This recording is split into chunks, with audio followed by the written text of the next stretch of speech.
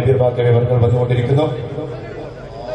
അല്ലാഹു അക്ബർ, അല്ലാഹു അക്ബർ, അല്ലാഹു അക്ബർ, ലാ ഇലാഹ ഇല്ലല്ലാഹു, അല്ലാഹു അക്ബർ, അല്ലാഹു അക്ബർ, വലില്ലാഹിൽ ഹംദ്. ഈ വരുന്ന 4, 5, 6 തീയതികളിൽ, നവംബർ 4, 5, 6 തീയതികളിൽ എളയൂർ യത്തീംഖാനയിൽ പ്രസിദ്ധ പ്രഭാഷകൻ നമ്മെ അഭിസംബോധന ചെയ്യുന്നു. 4-ാം തീയതി റഹ്മത്തുള്ള ഖാസിമി ഹിജ്റയുടെ സന്ദേശം എന്ന വിഷയത്തിലും, 5-ാം തീയതി ജലീൽ റഹ്മാനി വാണിയല്ലൂർ സ്വർഗമെത്ര സുന്ദരം എന്ന വിഷയത്തിലും, 6-ാം തീയതി നൌഷാദ് ബാക്കവി ചിറയിൻകീഴ് നരകം എത്ര ഭയാനകം എന്ന വിഷയത്തിലും എളയൂർ യത്തീംഖാന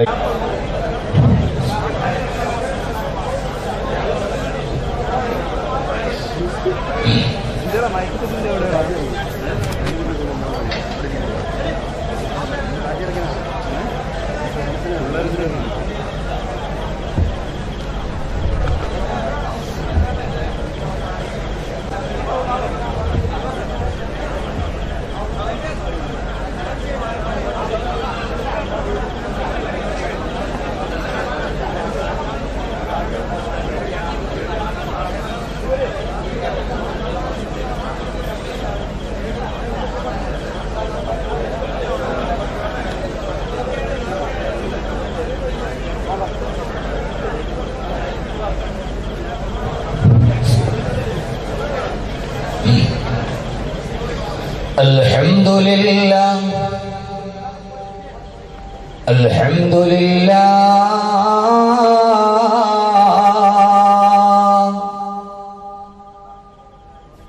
الذي كل شيء سواه فان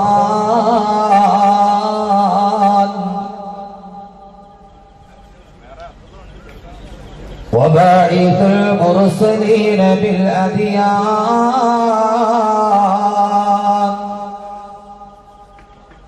وأشهد أن لا إله إلا الله وحده لا شريك له شهادة تدخلنا دار الإحسان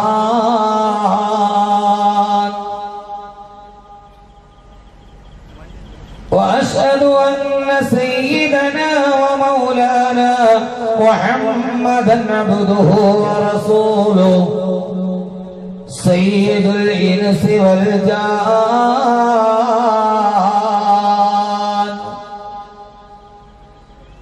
صلى الله على سيدنا محمد وعلى آله وصحبه كانوا قليلا من الليل ما يهجعون وبالأسحار هم يستغفرون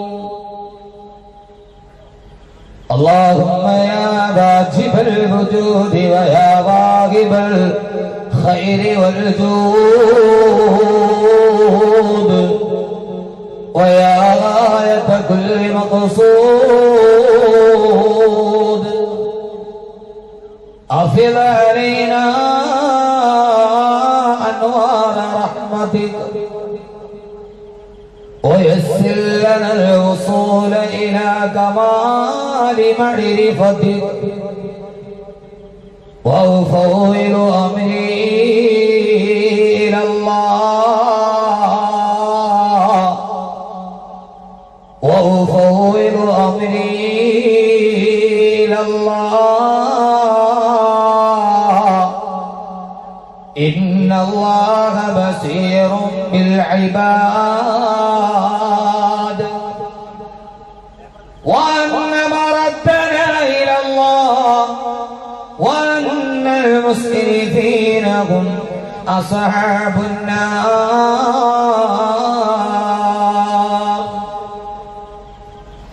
صلى الله وسلم عليك يا سيدنا يا رسول الله صلى الله وسلم عليك يا حبيبنا يا رسول الله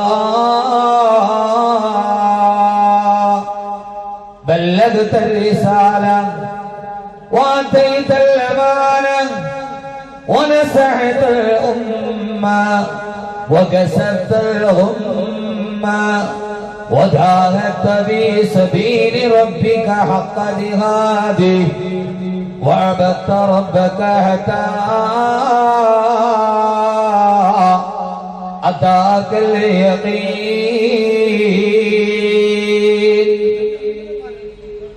أعوذ بالله من الشيطان الرجيم. بسم الله الرحمن الرحيم.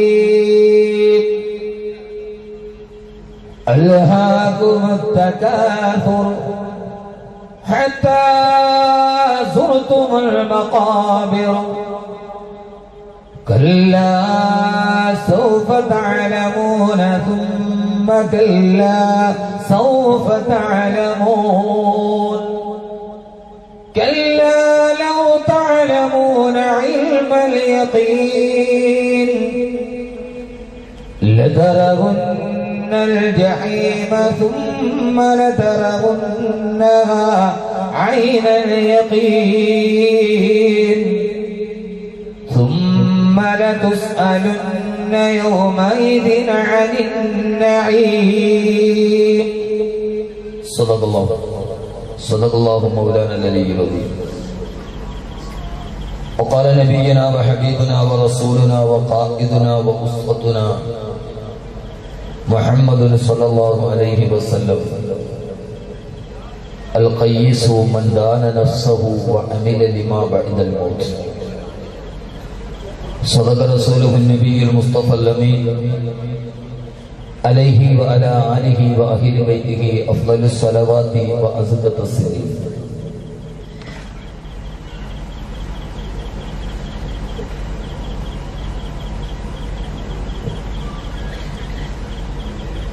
فخلفي كريمات علي بواقيا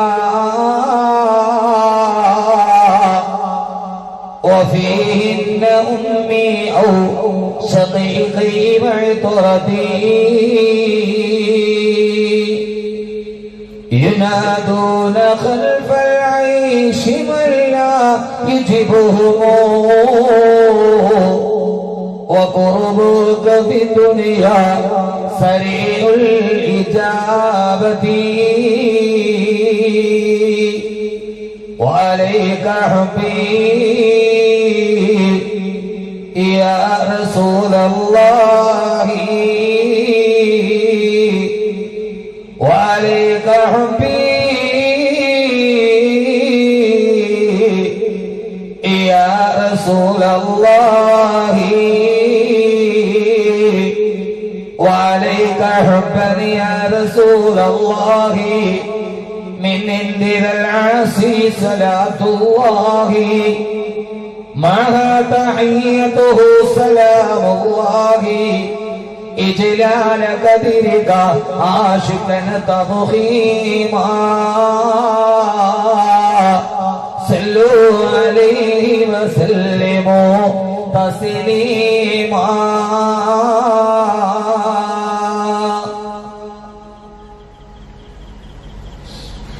ഖബറെന്നു കേട്ടാൽ തൽക്ഷണം ഞെട്ടേണ്ടതാ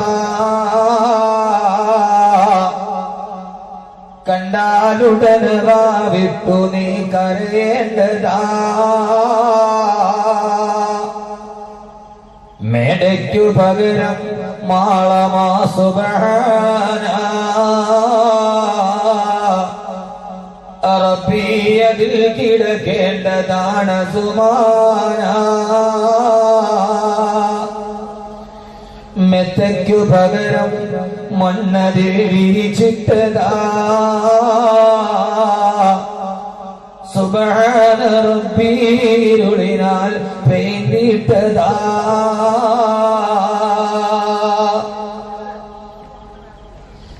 ചിതലും പുഴുക്കളും താവളം പെരുത്തുണ്ടതിൽ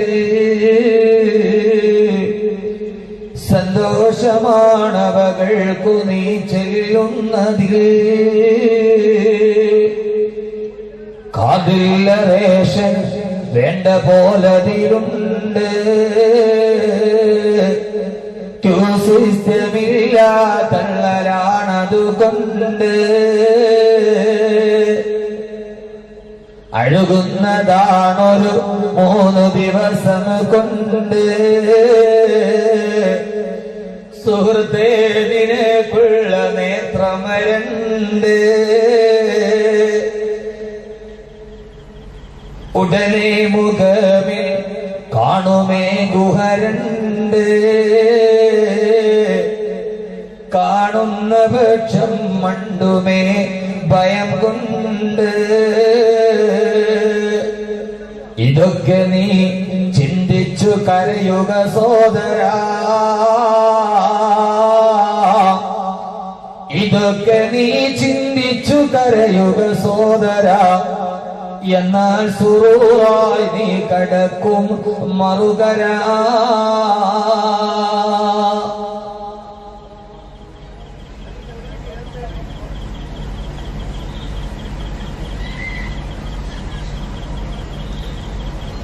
സമാധാനനും ബഹുമാന്യനുമായ യോഗാധ്യക്ഷൻ ഹിദായത്തുൽ മുസ്ലിമീൻ സംഘത്തിന്റെ പ്രസിഡന്റ് എം മുഹമ്മദ് കുട്ടി ബാക്കവി സ്വാഗത പ്രഭാഷണം നടത്തിയ മൈദലുലു മദ്രസയുടെ ജനറൽ സെക്രട്ടറി ബഹുമാന്യനായ MT അബ്ദുൽ അസീസ് മാസ്റ്റർ, ഉദ്ഘാടന പ്രഭാഷണം നടത്തിയ ബഹുമാന്യനായ സയ്യിദ് മൊയ്ൻ അലി ശിഹാബ് തങ്ങൾ പാണക്കാട്, അവാർഡ് ദാനം നടത്തിയ ഈ നാടിന്റെ കർമ്മനിരതനായ MLA ബഹുമാന്യനായ ജനാബ് പി ഉബൈദുള്ള സാഹിബ്, മഹാനായ കണ്ണിയത്ത് ഉസ്താദിന്റെ നവറല്ലാഹു മർഖദ സ്മരണകളെ സദസ്സിന് പ്രദാനം ചെയ്ത മഹല്ല് secretary VP Abubakar K Moideen Kutty master, ആശംസാ പ്രഭാഷണം നടത്തിയ റഷീദിയ അറബി കോളേജിന്റെ പ്രിൻസിപ്പാൾ KS ഇബ്രാഹിം മുസ്ലിയാർ, ദുആയ്ക്ക് വേണ്ടി ഇവിടെ എത്തിയ ബഹുമാന്യനായ ആദരണീയനായ സമസ്ത മുഷാവറ അംഗം കൂടിയായ സയ്യിദ് ജിഫിരി മുത്തുക്കോയ തങ്ങൾ, ഈ പുണ്യമായ സദസ്സിൽ ഉപവിഷ്ടരായ ബഹുമാന്യനായ സുഹൃത്ത് കരീം മുസ്ലിയാർ അബുദാബി, സാന്നിധ്യം കൊണ്ട് ഈ വിശിഷ്ടമായ സദസ്സിനെ അതിലേറെ വരിഷ്ഠവും വൈശിഷ്ട്യവുമാക്കിയ പ്രിയപ്പെട്ട പണ്ഡിത മഹത്തുക്കള്, ഈ പാതിരാവിൽ ഒരു ദുആയ്ക്കു വേണ്ടി, ജീവിതാവസാനത്തിന്റെ ഒരു സ്മരണയ്ക്കു വേണ്ടി തത്വഹൃദയങ്ങളുമായി ഇവിടെ ഒരുമിച്ച് കൂടിയ പ്രിയ സഹോദരങ്ങളെ, സഹോദരിമാരെ, അസ്സലാമു അലൈക്കും വറഹ്മത്തുള്ളാഹി തആല വബറകാതുഹു. ഇതര സഹോദര സമുദായത്തിൽപ്പെട്ട ആരെങ്കിലും ഈ ശബ്ദം ശ്രവിക്കുന്നുവെങ്കിൽ അവർക്കെന്റെ ഇസ്ലാമിക തത്വാധിഷ്ഠിത അഭിവാദനങ്ങൾ.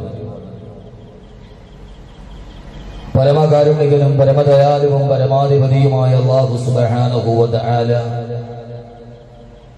ഈ പുണ്യമായ സദസ്സിന്റെ പവിത്രതയും പരിശുദ്ധതയും പരിപാവനതയും കൊണ്ട് നമ്മുടെ ഗതകാല ജീവിതത്തിലെ സർവ്വ പാപങ്ങളും പുറത്തു മാപ്പാക്കി തരുമാറാകും.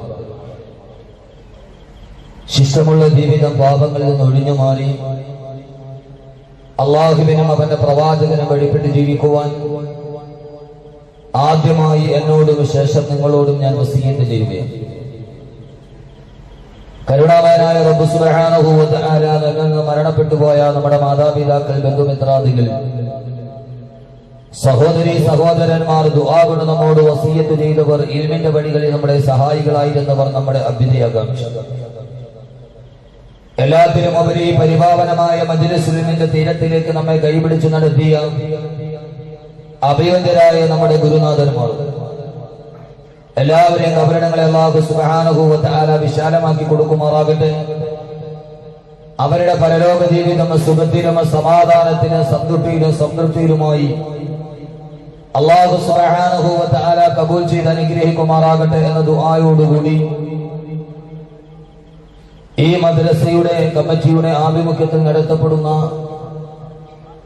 ത്രിദിന മതപ്രഭാഷണ പരമ്പരയുടെ അവസാന ദിവസമാണ്. അല്ലാഹു സുബ്ഹാനഹു വ തആല അവന്റെ അപാരമായ ഒരു അനുഗ്രഹമാണ്. കഴിഞ്ഞ 2-3 ദിവസമായി തുമർത്തു പെയ്യുന്ന ചിഹ്നം പെയ്യുന്ന മഴ.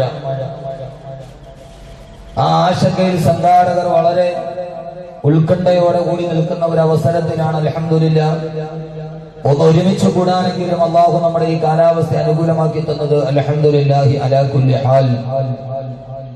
അള്ളാഹുവിനെ 1000 വട്ടം സ്തുതിക്കുകയാണ്. റബ്ബ് സുബ്ഹാനഹു വ തആല നമ്മുടെ ഈ സദസ്സ് അവസാനിക്കുന്നത് വരെ ബഹുമാനനായ ശൈഖുനാ കണ്ണിയത്ത് ഉസ്താദിന്റെ ബറക്കത്ത് കൊണ്ട് അള്ളാഹു നമ്മുടെ ഈ സദസ്സിനെ എല്ലാ രീതിയിലും അനുകൂലമാക്കി തരുമാറാകും. കഴിഞ്ഞ 2 ആഴ്ചയ്ക്ക് മുമ്പ് വളവട്ടൂര് നമ്മൾ കണ്ടതാണ്. തിമിർത്ത് പെയ്യുന്ന ഒരു മഴയിൽ ഈ 10,000 3 സ്വലാത്തുകൾ ദുആ ചെയ്തപ്പോ ചുറ്റുപാടും മുഴുവനും മഴ തിമിർത്ത് പെയ്യുമ്പോഴും നമ്മുടെ ആ സദസ്സിന്റെ സ്വലാത്തിന്റെ ബറക്കത്ത് കൊണ്ട് അള്ളാഹു 3-3.5 മണിക്കൂറോളം ദുആ ചെയ്ത് പിരിയുന്നത് വരെ വാദം നടക്കുന്ന സ്ഥലത്ത് മാത്രം മഴ ഒഴിവാക്കി തന്ന ഒരു വലിയ അത്ഭുതം കണ്ട് മടങ്ങിപ്പോയ സദസ്സാണ് വീണ്ടും ഇവിടെ ഒരുമിച്ച് കൂടും. അള്ളാഹു നമ്മുടെ ഈ സദസ്സിനും അങ്ങനെ ഒരു നല്ല അവസ്ഥ നൽകി അനുഗ്രഹിക്കുമാറാകട്ടെ എന്ന ദുആയോടുകൂടി ഖബറിലെ ആദ്യ രാത്രി എന്ന ഒരു വിഷയം ഈ നാട്ടിലെ എന്റെ പ്രഭാഷണം കേൾക്കാൻ എല്ലായിടത്തും എത്തുന്ന നൂറുകണക്കിന് ചെറുപ്പക്കാരുടെ നിരന്തരമായ ഒരു അഭ്യർത്ഥനയായിരുന്നു. ഖബറിലെ ഒരു ദിവസത്തെ കുറിച്ച് ഉസ്താദ് പറയണമെന്ന സ്നേഹത്തോടെയുള്ള ഒരു അഭ്യർത്ഥനയുടെ അവഗണിക്കാൻ കഴിയാത്തൊരു അഭ്യർത്ഥന കൊണ്ടാണ് ഖബറിനെ കുറിച്ച് ഒരു ദിവസം ഒന്ന് പറയണം എന്ന ഈ ചെറുപ്പക്കാരുടെ ആഗ്രഹം കൊണ്ടാണ് ഇവിടെ ഞാൻ ഖബറിലെ ആദ്യ രാത്രി എന്നൊരു വിഷയം കൊടുത്തത്.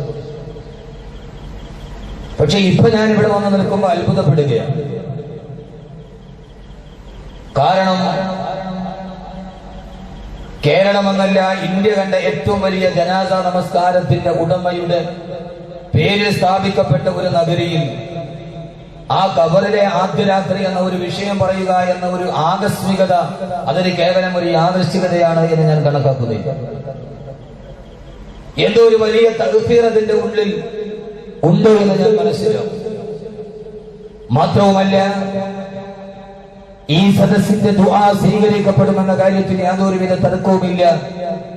കാരണം ഇനി ഒരാൾ കഴിയുമോ എന്ന് നമുക്ക് സംശയമുള്ള ഒരു മഹത്തായ അനുഗ്രഹം 6 ലക്ഷത്തോളം ആളുകളെ മരിച്ചു കിടക്കുമ്പോൾ തന്റെ ജീവനില്ലാത്ത ശരീരത്തിന്റെ പുറകിൽ നിർത്താൻ ഒരു മനുഷ്യന് കഴിഞ്ഞിട്ടുണ്ട് എങ്കിൽ ആ മനുഷ്യൻ ലോകം കണ്ട മഹാന്മാരുടെ പട്ടികയിലാണ് എന്ന കാര്യത്തിൽ യാതൊരുവിധ തർക്കവുമില്ല. അത് തന്നെയാണ് ഞാൻ എന്റെ വിഷയത്തിൽ പറയുകയും ചെയ്യുന്നത്. അപ്പൊ അള്ളാഹു വല്ലാത്തൊരു അനുഗ്രഹം ചെയ്ത സദസ്സാണിത്. അള്ളാഹു ദുആയ്ക്ക് വേണ്ടി ഇവിടെ എത്തിയ എല്ലാവരുടെയും എല്ലാ ദുഃഖങ്ങളും പ്രയാസങ്ങളും ബുദ്ധിമുട്ടുകളും അള്ളാഹു മാറ്റി തരുമാറാകട്ടെ. ഈ സദസ്സിനെ അള്ളാഹുവിനെ കാരണമാക്കുമാറാകട്ടെ എന്ന ദുആയോടുകൂടി കൂടുതൽ ആമുഖങ്ങളൊന്നുമില്ലാതെ ഞാൻ എന്റെ വിഷയത്തിലോട്ട് കിടക്കുകയാണ്. ഖബറിലെ ആദ്യ രാത്രി. എവിടെയാണ് നമ്മുടെ ഖബർ കുടിക്കപ്പെടുക? ആ ഖബറിലെ ആദ്യത്തെ ദിവസത്തെ അനുഭവങ്ങൾ എന്തൊക്കെയാണ്? ഖബറിലെ ആദ്യ ദിവസം രക്ഷപ്പെടാൻ കഴിയുന്ന 3 കാര്യങ്ങൾ. ഇങ്ങനെ അവസാനം വരെ ഈ വിഷയം ഇത്രയും പറയാനാണ് ഞാൻ ആഗ്രഹിക്കുന്നത്. എല്ലാവരും അവസാനം വരെ അത് കേട്ടതിന് ശേഷം മാത്രമേ പോകാവൂ എന്ന് ഞാൻ ഓർമ്മിപ്പിക്കുകയാണ്. അള്ളാഹു നമ്മെ എല്ലാവരെയും സ്വീകരിക്കുമാറാകട്ടെ. എല്ലാവരും സൗകര്യം പരിമിതമാണ്. ഇനി ഇതിനപ്പുറത്തോടൊരു സൗകര്യം ഒരുക്കാൻ സംഘാടകർക്ക് കഴിയില്ല. എല്ലാവരും അവരവിടെ തന്നെ ഒന്ന് ഞെരുങ്ങിയിരിക്കുക, നന്നായിട്ട് ഞെരുങ്ങിയിരിക്കുക. അങ്ങോട്ട് തിരിയാൻ പറ്റില്ല, ഇങ്ങോട്ട് തിരിയാൻ പറ്റില്ല.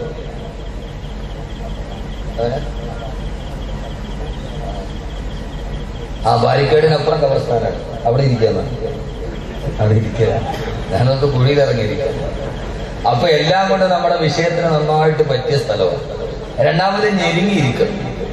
കാരണം നന്നായിട്ട് ഞെരുങ്ങിക്കിടക്കുന്ന ഒരു സ്ഥലത്തെ കുറിച്ചാണ് നമ്മൾ പറയും. ഞാനിവിടെ വന്നപ്പോ ഇവിടെ വന്നിരിക്കുന്ന എൻ്റെ ഒരു സുഹൃത്തിലേക്ക് ഒരു മെസ്സേജ് അയച്ചു, ഉസ്താദേ ഏതാണ്ട് കബറിൽ ഞെരുങ്ങിയിരിക്കണമാതിരി ആളുകൾ ഇരിക്കാൻ എത്രയും പെട്ടെന്ന് വരാൻ.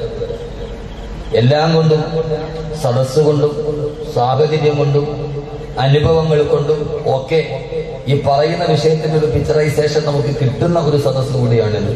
അള്ളാഹു സ്വീകരിക്കുമാറല്ലോ. ഇത്ര ആമീനുള്ളൂ. ഖബറിനെ പറയണ ദിവസം എത്ര ആമീനുള്ളൂ?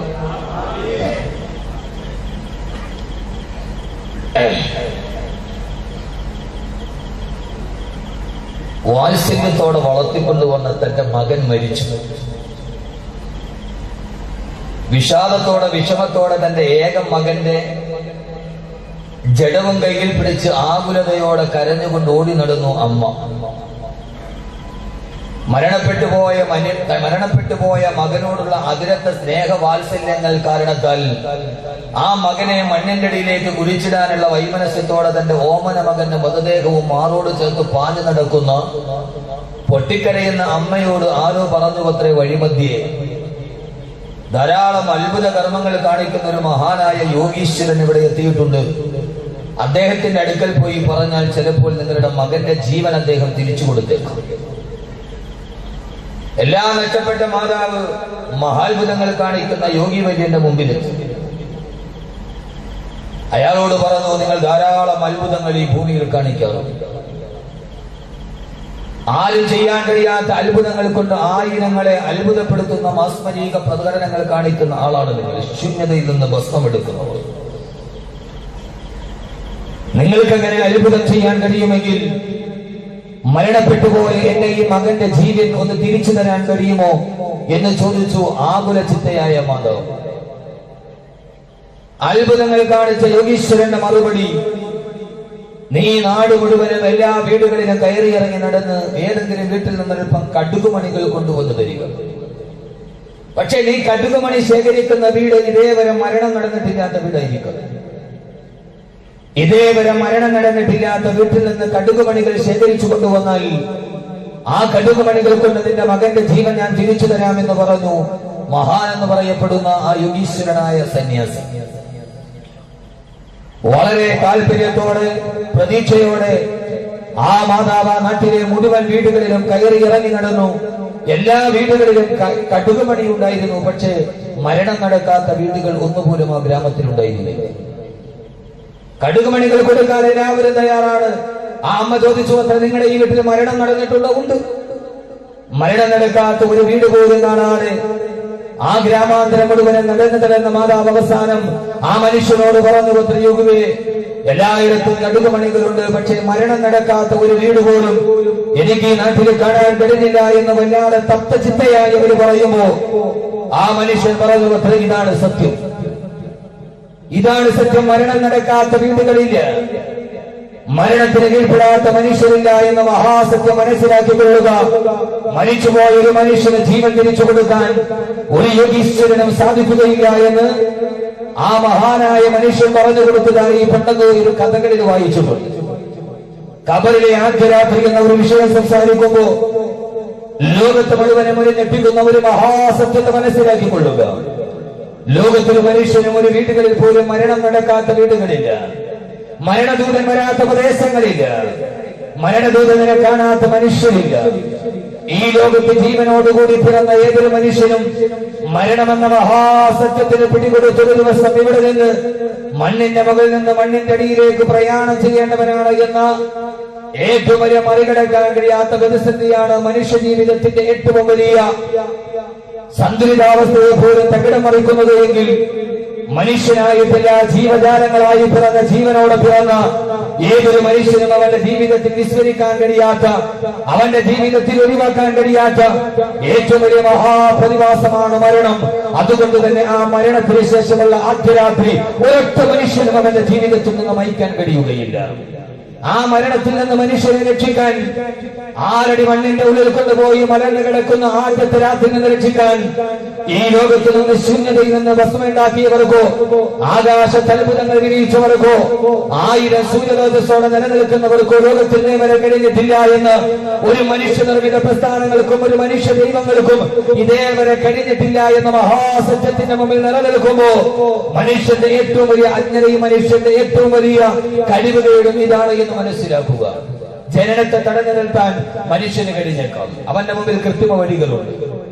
ഒരാളെ ഉമ്മയുടെ ഗർഭാശയത്തിൽ കിടക്കുന്ന ഒരു കുട്ടി ജനിക്കണ്ട എന്ന് തീരുമാനിച്ചാൽ ആ ജനനത്തെ മറികടക്കാൻ കഴിയുന്ന ഏതെങ്കിലും സാങ്കേതിക വിദ്യകൾ മനുഷ്യന്റെ മുമ്പിൽ ലഭ്യമാണ്. പക്ഷേ സഹോദരങ്ങളെ, മരണം വന്നാൽ അതിനെ മറികടക്കാൻ കഴിയുന്ന ഒരു സാങ്കേതിക വിദ്യകളും ഇന്ന് ലോകത്തിൽ ലഭ്യമല്ല.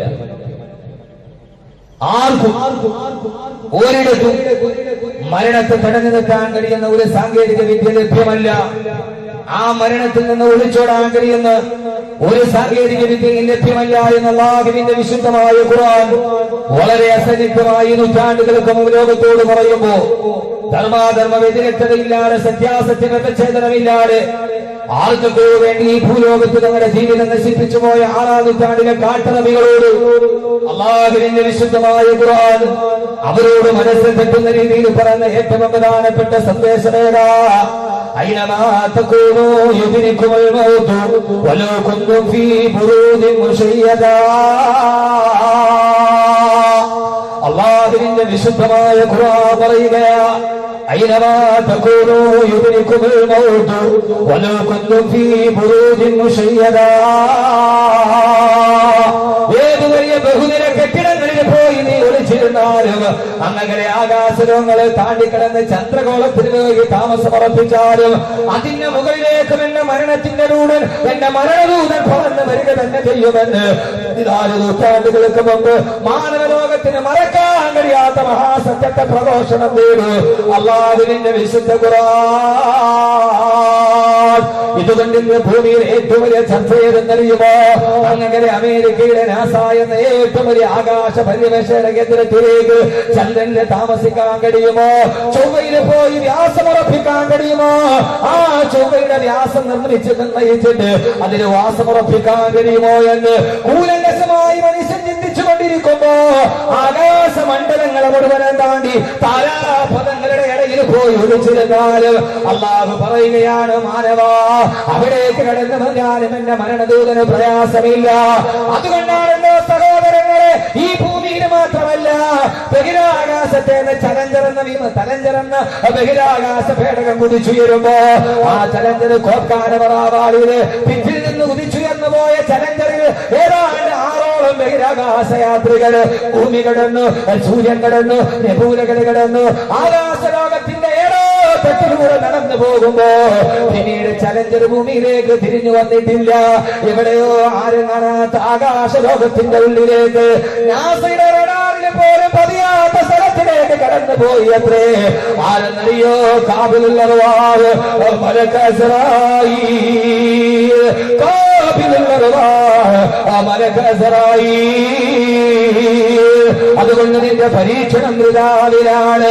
അല്ലാഹു പറയുകയാണ്, അല്ലാഹുവിന്റെ വിശുദ്ധമായ ഖുർആൻ ആദ്യമായി മനുഷ്യരോട് പറയുകയാണ്, മനുഷ്യ, വിഫല പരീക്ഷണത്തിന്റെ പുറകെ പോകണ്ട, ആ മരണത്തെ തടയാൻ ശ്രമിക്കണ്ട. അത് നിന്റെ ജീവിതത്തിലേക്ക് കടന്നു വരുന്നതാണ്. അതിനെ തടയാൻ ശ്രമിച്ചവരൊക്കെ അവര് നിന്നേക്കാൾ വലിയവരാണെങ്കിലും മരണത്തെ പ്രതിരോധിക്കാൻ ശ്രമിച്ചവർ ഈ ഭൂമിയിൽ പരാജയപ്പെട്ട ചരിത്രമേ പറയാനുള്ളെന്ന് ഞാനല്ല, വിശുദ്ധ ഖുർആൻ. അലം തറ കൈഫ ഫഅല റബ്ബുക ബിആദ് ഇറമ ദാതിൽ ഇമാദിൽ ലതി ലം യഖലഖ മിഥ്ലുഹാ ഫിൽ ബിലാദ് വസമൂദ الذين جابوا الصخر بالواد. വിശുദ്ധ ഖുർആൻ അല്ലാഹു പറയുന്നു, ഇന്ന് ലോകത്തിലെ ഏറ്റവും വലിയ പരീക്ഷണം മരണത്തെ മറികടക്കാൻ കഴിയുമോ എന്നാണ്. മരണത്തെ പ്രതിരോധിക്കാൻ കഴിയുമോ? അല്ലാഹു പറയാനടാ, ബുദ്ധികെട്ട മനുഷ്യ, നാസയിലെ പര്യവേക്ഷണങ്ങളൊക്കെ അതുവഴി പോകട്ടെ. എലിയും പൂച്ചയും ഒക്കെ നാസയിൽ ആകാശത്തെ ബൈനോക്കുലർ കൊണ്ട് നോക്കുന്നവരെ മരണത്തെ പേടിയ. അതുകൊണ്ട് ആദ്യത്തെ പരീക്ഷണത്തിന് ഉപഗ്രഹത്തിൽ പൂച്ചയെ പറ്റി പറഞ്ഞു വിടും. ചത്താതിയാവട്ടെ, ചത്താൽ അത് ചാവട്ടെ, എനിക്ക് മരണത്തെ പേടിയാണ്. ആദ്യത്തെ പരീക്ഷണ പറക്കലിന്റെ ആദ്യത്തെ ട്രയൽ പട്ടി. ഏത് ഗുളിക ഉണ്ടാക്കിയാലും ആദ്യത്തെ ട്രയൽ പൂച്ച. കാരണം ആ മരുന്ന് കണ്ടുപിടിച്ച ശാസ്ത്രജ്ഞന് പോലും ആ കണ്ടുപിടിച്ച മരുന്ന് അവനവന്റെ ശരീരത്തിൽ കുത്താൻ പേടിയാണ്. മരണത്തെ അത്രയ്ക്ക് പേടിയാണ് മനുഷ്യൻ. അത്രയ്ക്ക് പേടിയുള്ള മനുഷ്യരോട് നമുക്കെല്ലാവർക്കും 2 ഉറപ്പുണ്ട്. അതുകൊണ്ടാണ് നമ്മൾ ജീവിക്കുന്നത്. നമുക്കെല്ലാവർക്കും ഉറപ്പാ, നമ്മളെല്ലാവരും മരിക്കും. ഉറപ്പില്ലാത്ത ആർക്കെങ്കിലും ഉണ്ടോ? ഈ സദസ്സിലുള്ള ആർക്കെങ്കിലും സംശയമുണ്ടോ? നമ്മളെല്ലാവരും മരിക്കും, ഉറപ്പാ അല്ലെ? പിന്നെ നമുക്ക് ഒരൊറപ്പും കൂടെ ഉണ്ട്. അതെല്ലാവർക്കും ഉറപ്പാ. പിന്നെ ഒരൊറപ്പും കൂടെ ഉണ്ട്, ഞാൻ ഇപ്പോഴൊന്നും മരിക്കില്ല. ഞാൻ ഇപ്പം മരിക്കും. ഈ രണ്ടുറപ്പുള്ളതാണ് പ്രശ്നം. മരിക്കുമെന്ന് ഉറപ്പാ, പിന്നെ ഒരു ഉറപ്പ് ഞാൻ അങ്ങനെ ഉടനെ അങ്ങനെയൊക്കെ മരിക്കും ഇല്ല. എന്റെ പ്രിയപ്പെട്ട ആദ്യം നിങ്ങൾ നോക്കി, ഇന്ന് ചിരിയും കളിയും ഒന്നുമില്ല. ഞാൻ ഒന്നുമില്ല, ഇന്ന് കബറാണ്. ഇന്ന് ഒരു തമാശ പോലും ഞാൻ പറയില്ല, ഒന്നുമില്ല. നിങ്ങൾ നന്നായിട്ട് ഇത് കരഞ്ഞിട്ട് പോകണം. കരഞ്ഞിട്ട് ഒത്തിരി നാളായി ഭാഗമായിട്ട് അല്ലേ?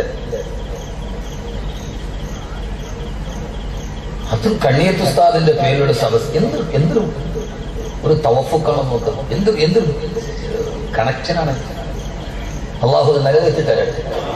അത് വെറുതെ അല്ല, മനസ്സിൽ ഹുബുള്ളത് കൊണ്ടാണ്. വാക്കവിയുടെ മനസ്സിൽ ഹുബുള്ളത് കൊണ്ടാണ് അങ്ങനെ ആക്കി തരണം. അല്ല വെറുതെ അല്ല, ഇത് ചുമ്മാ വെളിയിൽ പറഞ്ഞാലും നടക്കില്ല. മനസ്സിൽ ഹുബ് വേണം മഹാന്മാരോട്. അള്ളാഹു നിലനിർത്തി തരട്ടെ. അത് നന്നായിട്ട് എന്റെ കൽവിലുള്ളത് കൊണ്ടാണ് അത് അങ്ങനെയൊക്കെ അള്ളാഹു ചേർത്ത് വെച്ചത്. അള്ളാഹുവിന്റെ ഖുർആനിൽ 3 ആയത്തുകൾ, തുടക്കത്തിൽ 3 ആയത്തുകൾ അള്ളാഹ് ചോദിക്കാണ്, അലം തറ, അവര് കണ്ടില്ല നബിയെ, കൈഫ ഫഅല റബ്ബുക ബിആദ്, ആദ് ഗോത്രത്തെ ഞാൻ എങ്ങനെയാണ് നശിപ്പിച്ചതെന്ന് അവര് കണ്ടില്ല നബിയെ. ആര്? അവര് കണ്ടില്ല നബി. ആര്? രാവിലെ ഇരുന്നിട്ട് ഖുർആൻ ഓതുകയാ, ആദ് ഗോത്രത്തെ ഞാൻ നശിപ്പിച്ചത് എങ്ങനെയാണെന്ന് അവര് കാണുന്നില്ലേ നബിയെ. ആര്? പാവ മനുഷ്യ. ആര്? മോഡിയ, നരേന്ദ്രമോദിയ, മൻമോഹൻ സിംഗ്. ആര് കണ്ടില്ല? നീ കണ്ടില്ലേ? ഇത് അവരെ കുറിച്ചല്ലേ? നീ കണ്ടില്ലേ? നീ അലം തറ, ഇതേവരെ കാണാൻ കഴിഞ്ഞിട്ടില്ലേ നിനക്ക്? കൈഫ ഫഅല റബ്ബുക ബിആദ്, ആദ് ഗോത്രത്തെ ഞാൻ എങ്ങനെയാണ് നശിപ്പിച്ചതെന്ന്, സമൂദ് ഗോത്രത്തെ ഞാൻ എങ്ങനെയാണ് നശിപ്പിച്ചതെന്ന് അല്ലാഹു സുബ്ഹാനഹു വ തആല ഇങ്ങനെ ചോദിക്കാനുള്ള കാരണം, മരണത്തെ തടയാൻ ശ്രമിച്ച 2 പ്രബല ഗോത്രങ്ങളാണ് ആദ് സമൂദ്. അവര് മരണത്തെ തടയാൻ ശ്രമിച്ചിട്ട് പരാജയപ്പെട്ടവരാ. അല്ലാതെ വെറുതെ ആയത്തങ്ങൾ ഓതിപ്പോയാ പോരാ. എന്തുകൊണ്ട്? ആദ് ഗോത്രം ആരാ? ആദ് ഗോത്രം നിങ്ങളുടെ ശ്രദ്ധിച്ചേക്കണം. അങ്ങോട്ട് ഇങ്ങോട്ടൊന്നും നോക്കരുത്, വരുന്നവരവിടെ എവിടെയൊക്കെ ഇരുന്നോളൂ. ആദ് ഗോത്രം ആരാ? ആദ് ഗോത്രം നമുക്കെല്ലാവർക്കും അറിയാം. പാറക്കെട്ടിന്റെ ഉള്ളിൽ JCB വെച്ച് തുരന്ന്, നമ്മൾ സാധാരണ എയർപോർട്ട് വികസിപ്പിക്കണ മാതിരി, അള്ളാഹു ഫിത്നയിൽ നിന്ന് കാത്തുരക്ഷിക്കട്ടെ. ധാരാളം കുടുംബങ്ങളുടെ കിടപ്പാടം നഷ്ടപ്പെടും. അള്ളാഹു അതിൽ നിന്ന് അള്ളാഹു എല്ലാവിധ ശരണം അള്ളാഹു തട്ടിമാറ്റി തരട്ടെ. എയർപോർട്ട് വികസിപ്പിച്ചിട്ട് പാവങ്ങളുടെ കിടപ്പാടം നഷ്ടപ്പെടുന്ന ഒരു സാഹചര്യത്തിലാണുള്ളത്. അള്ളാഹു ആ ഒരു മുസീബത്തിന് അള്ളാഹു തട്ടിമാറ്റി തരട്ടെ. ആദ് ഗോത്രം പാറക്കെട്ടുകൾ അവരുടെ കൈവിരലുകൾ കൊണ്ട് തുരന്നു. അതിന്റെ അകത്ത് വലിയ വീടുകൾ വെച്ച് അവരതിന്റെ ഉള്ളിൽ താമസിച്ചു. അവരതിന്റെ ഉള്ളിൽ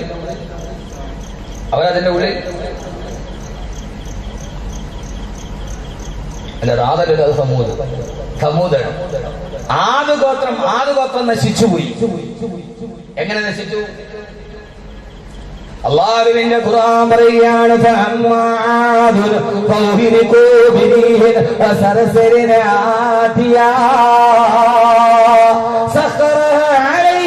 سبع ليال وثمانية أيام حسوما فترى القوم فيها سرعا كأنهم أعجاز نخل حاوية فهل ترى لهم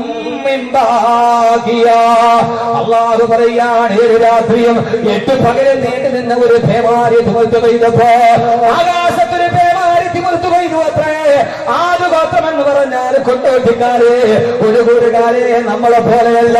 ഈ കാണുന്ന കൊന്നത്തെങ്ങിനേക്കാൾ വലിപ്പമുണ്ടായിരുന്ന അവരിലൊരു ആദ് ഗോത്രക്കാരൻ നിന്നാൽ ഈ കൊന്നത്തെങ്ങിനേക്കാൾ പൊക്കമുണ്ടായിരുന്ന, നമ്മളെക്കാൾ 10 വലിപ്പമുണ്ടായിരുന്ന ഈ ഭൂമി ഏറ്റവും ഭീമാകാരന്മാരായ ജനവിഭാഗമാണ് ആദ്. അവരല്ലാഹിനെ മറന്ന് ജീവിച്ചപ്പോ, അവരല്ലാഹനെ മറന്ന് ജീവിച്ചപ്പോ ആ സമയത്ത് അല്ലാഹുവിനെ നശിപ്പിച്ച കഥ പറയുകയാണ്. 8 പകല് നീണ്ടു നിന്ന ഒരു പേമാരി തീർത്തു പെയ്തു, കൊടുങ്കാറ്റാഞ്ഞു വീശി. അവസാനം ഈത്തപ്പന പരകണം മറിഞ്ഞു കിടക്കുന്നത് പോലെ ആദ് ഗോത്രക്കാര് മുഴുവനും പേമാരി കൊടുങ്കാറ്റ് മടിച്ചപ്പോ ഈ ഭൂമിയിൽ നിന്ന് ചത്തുപോയെന്ന് അള്ളാന്റെ വിശുദ്ധ ഖുർആൻ. ആദ് ഗോത്രത്തിന് ശേഷമാണ് സമൂത് വരിക. അല്ല പറയുകയാണ് സമൂതല്ലവീന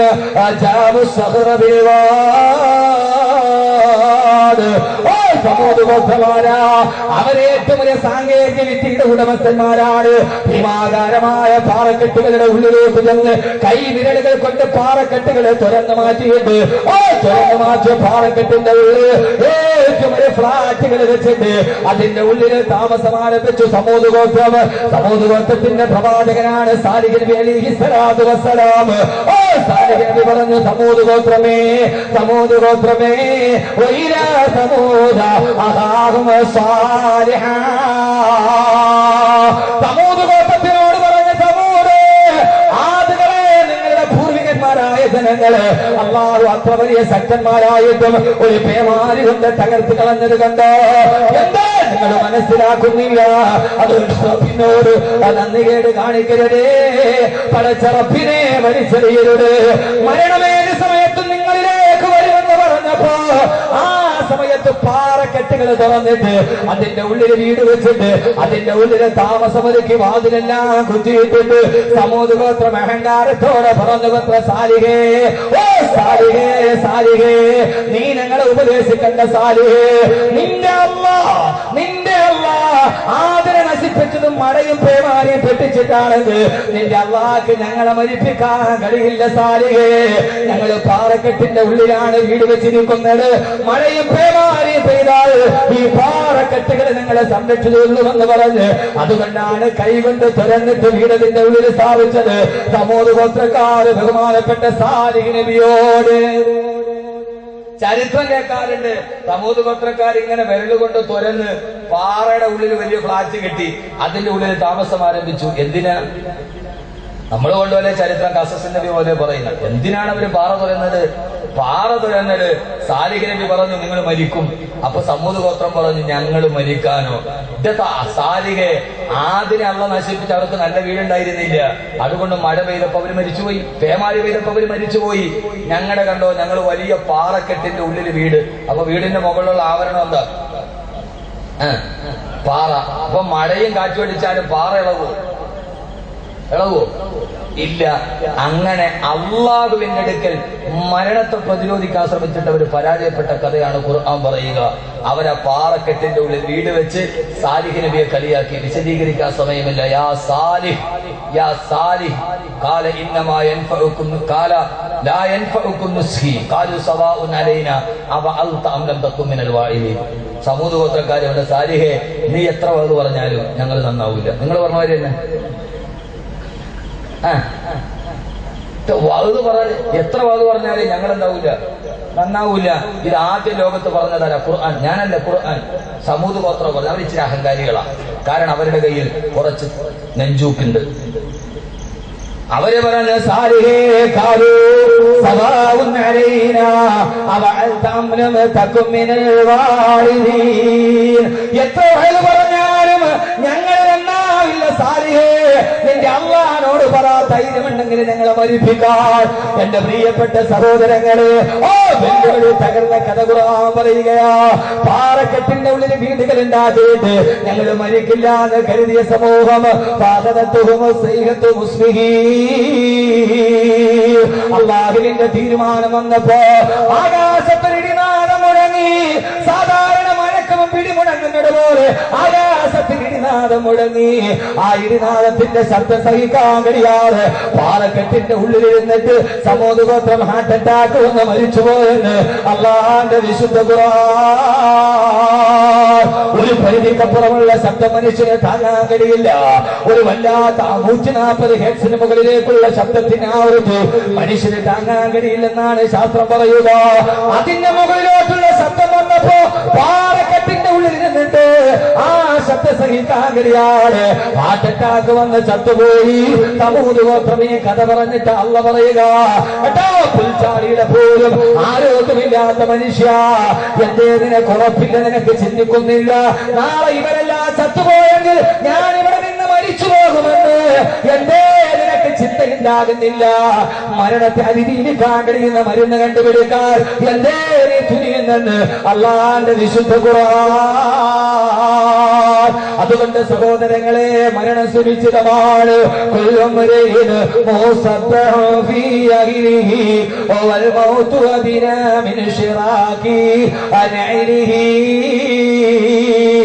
രാവിലെ എഴുന്നേൽക്കുമ്പോ ചെരുപ്പിന്റെ മാറിനേക്കാൾ അടുത്ത് മരണം നിന്റെ സമീപത്തുണ്ടെന്ന് മഹാന്മാര് നമ്മളോട് പറഞ്ഞു കഴിയുമ്പോ ആർക്കും ഉറപ്പില്ല ഇന്ന് വയത് കഴിഞ്ഞ് ഇവിടെ നിന്ന് തിരിച്ചു പോകുമെന്ന്, വീട്ടിൽ പോയി എത്തുമെന്ന്, ഭാര്യയെയും മക്കളെയും കാണുമെന്ന്.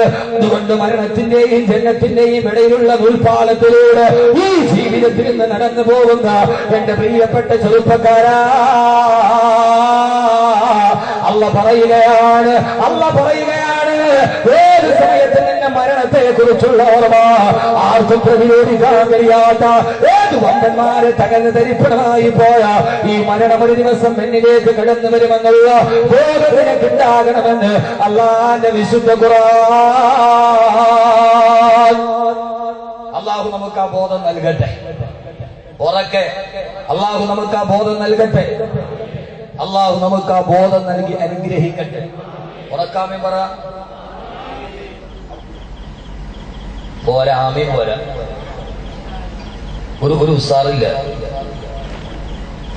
അള്ളാഹു ആ ബോധം നമുക്ക് നൽകി അനുഗ്രഹിക്കട്ടെ. വേറൊരു ചിന്തയും വേണ്ട, വേറെ ഒരു ചിന്തയും വേണ്ട. ആ ഒരൊറ്റ ചിന്ത മതി നന്നാവാൻ. 3 മണിക്കൂർ ആവുന്നും വേണ്ട. ന്യൂയോർക്ക്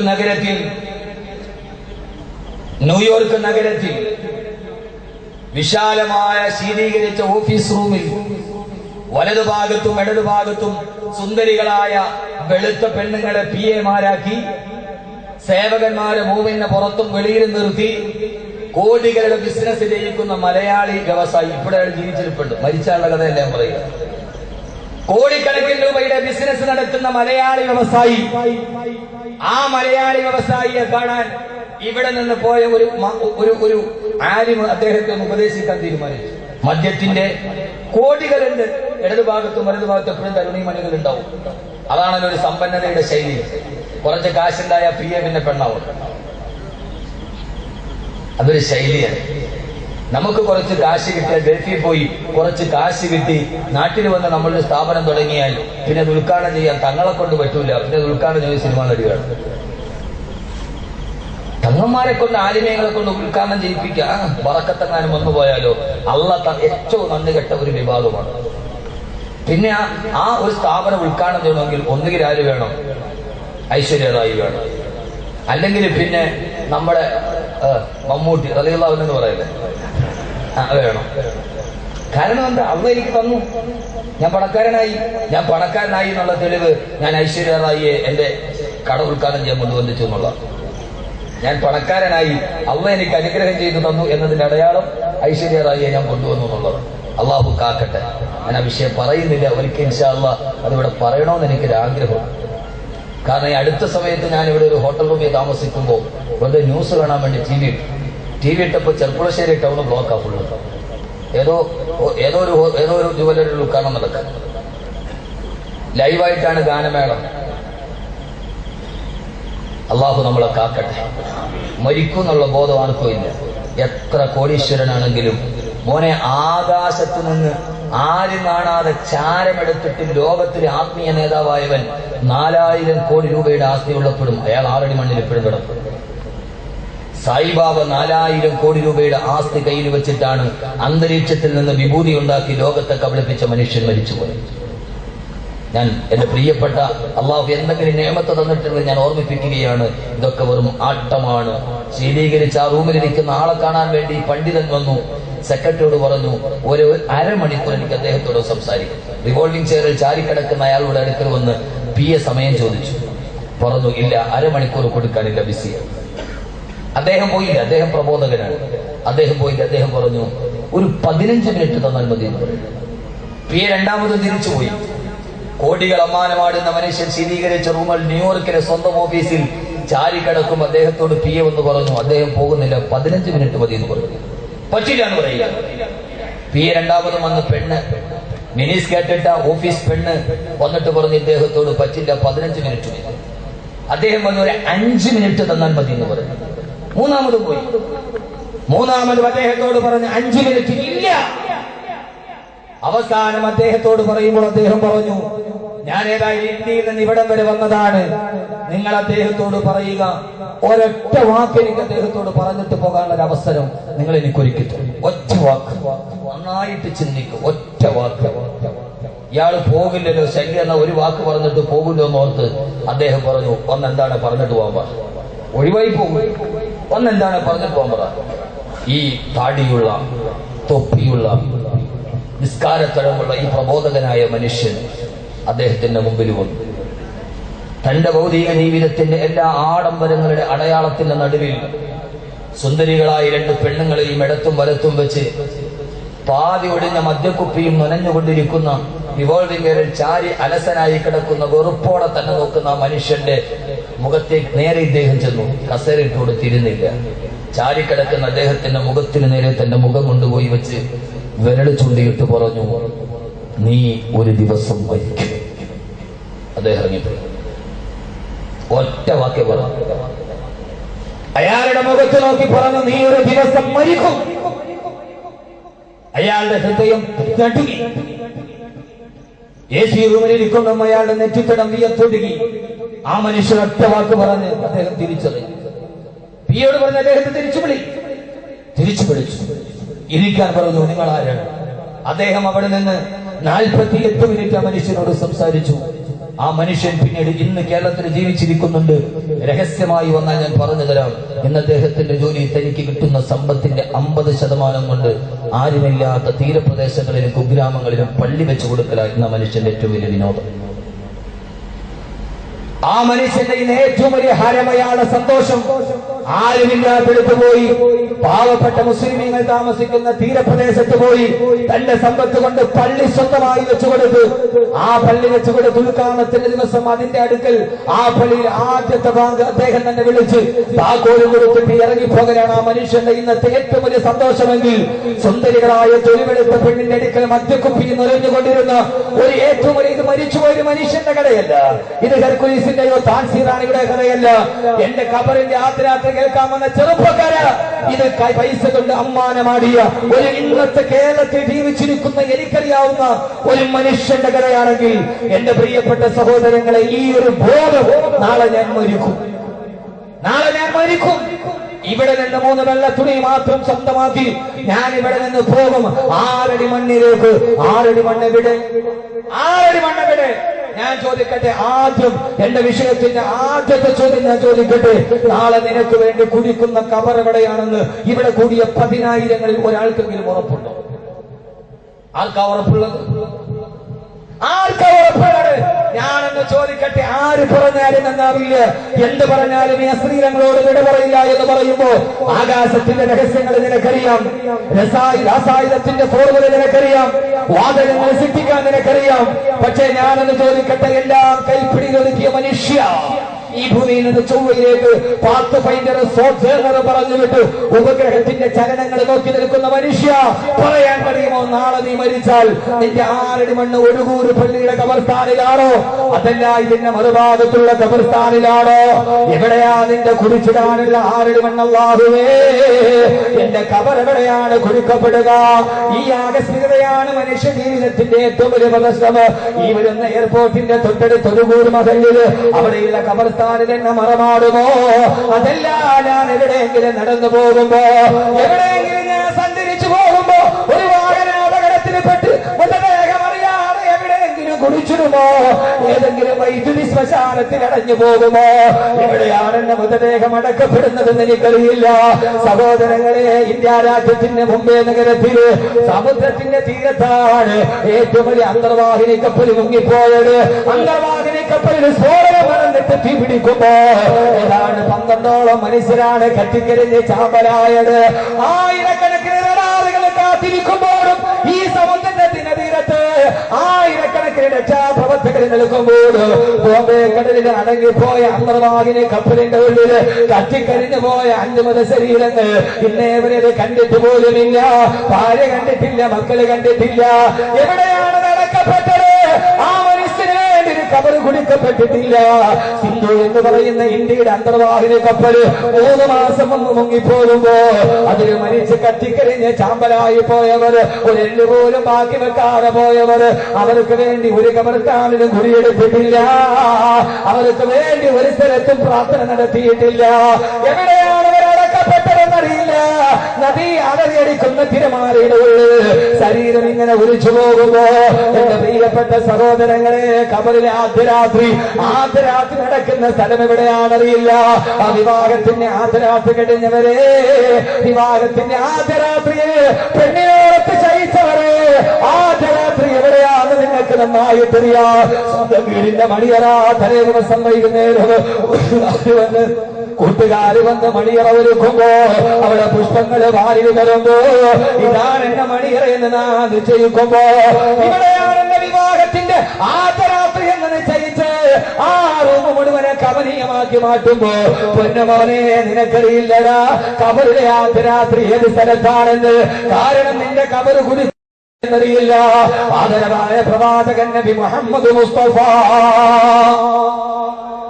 ആദരവായ പ്രവാചകൻ നബി മുഹമ്മദ് മുസ്തഫ സല്ലല്ലാഹു അലൈഹി വസല്ലമ അല്ലാഹുവിന്റെ റസൂൽ പറയുകയാണ്, മനുഷ്യനെ അല്ലാഹു സൃഷ്ടിച്ചത് മണ്ണിൽ നിന്നാണ്. മനുഷ്യനെ അല്ലാഹു സൃഷ്ടിച്ചത് മണ്ണിൽ നിന്നാണ്.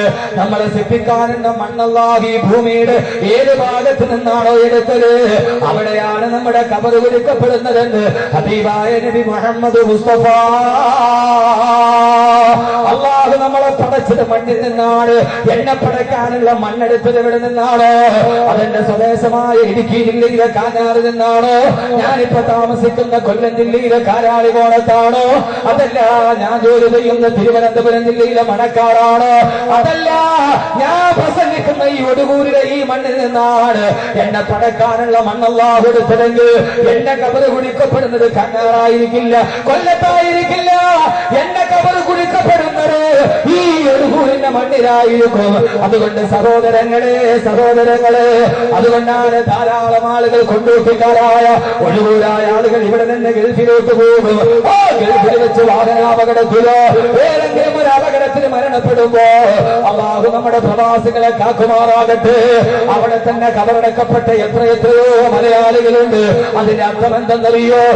മനുഷ്യനെ സൃഷ്ടിക്കാനുള്ള മണ്ണല്ലാഹു എടുത്തത് ദുബൈയിൽ നിന്ന്, അവനെ ചുവടുക്കാനുള്ള മണ്ണെടുത്തത് സൗദിയിൽ നിന്ന്, അവനെ അല്ലാഹു പടക്കാനുള്ള മണ്ണെടുത്തത് മസ്കറ്റിൽ നിന്ന്. അതുകൊണ്ട് ആ കൊണ്ടോട്ടിയിൽ ഒരു താമസിച്ചവൻ അന്നകലെ മണൽക്കാട്ടിൽ പോയി കബറ് കൊടുക്കപ്പെട്ടത്. ഒരു മയ്യത്ത് ഗൾഫിൽ നിന്ന് കൊണ്ടുവരണ്ടാന്ന് തീരുമാനിച്ചാലും അവസാനം വല്ലപ്പെടുമക്കത് ഇവിടെ വന്ന് കബറടക്കപ്പെടാറുണ്ട്. അതിന്റെ അർത്ഥം എന്തെന്നറിയോ? അവനെ പടക്കാനുള്ള മണ്ണല്ലാഹു എടുത്തത് അവിടെ നിന്നായത് കൊണ്ടാണ് ആ മയ്യത്തിവിടേക്ക് മടങ്ങി വരിക. എന്റെ പ്രിയപ്പെട്ട സഹോദരങ്ങളെ, അതുകൊണ്ട് ആർക്കറിയാം എവിടെയാണ് കബറെന്ന്? ഉറപ്പിക്കണ്ട. അവനവന്റെ മഹല്ല് പള്ളിയുടെ കബർസ്ഥാനിൽ കിടന്നുറങ്ങാമെന്ന് ഉറപ്പിക്കണ്ട. അത് പടച്ചറപ്പിന്റെ രഹസ്യത്തിൽ പെട്ടതാണ്. ഇതാര് പറഞ്ഞതെന്നറിയോ? ഇതേവരെ കള്ളം പറയാത്ത മുഹമ്മദ് സാദിഖ് നബി മുഹമ്മദ് മുസ്തഫ അല്ലാഹുവിന്റെ റസൂൽ സല്ലല്ലാഹു അലൈഹി വസല്ലം ഒരു ദിവസം മദീനയിലൂടെ നടന്നു പോകുമ്പോ ഒരു മനുഷ്യന്റെ ഖബർ പിടിക്കുകയാണ്. സഹാബത്ത് മുഴുവനും അല്ലാഹുവിന്റെ റസൂൽ ചോദിച്ചു, ലിമൻ ഹാദൽ ഖബർ, ആർക്കു വേണ്ടിയാണ് ഈ ഖബർ പിടിക്കുന്നത്? ആ സമയത്ത് സഹാബത്ത് പറഞ്ഞു, നബിയേ, തിരുദൂതരേ ലിറജുലിൻ മിൻ ഹബശ,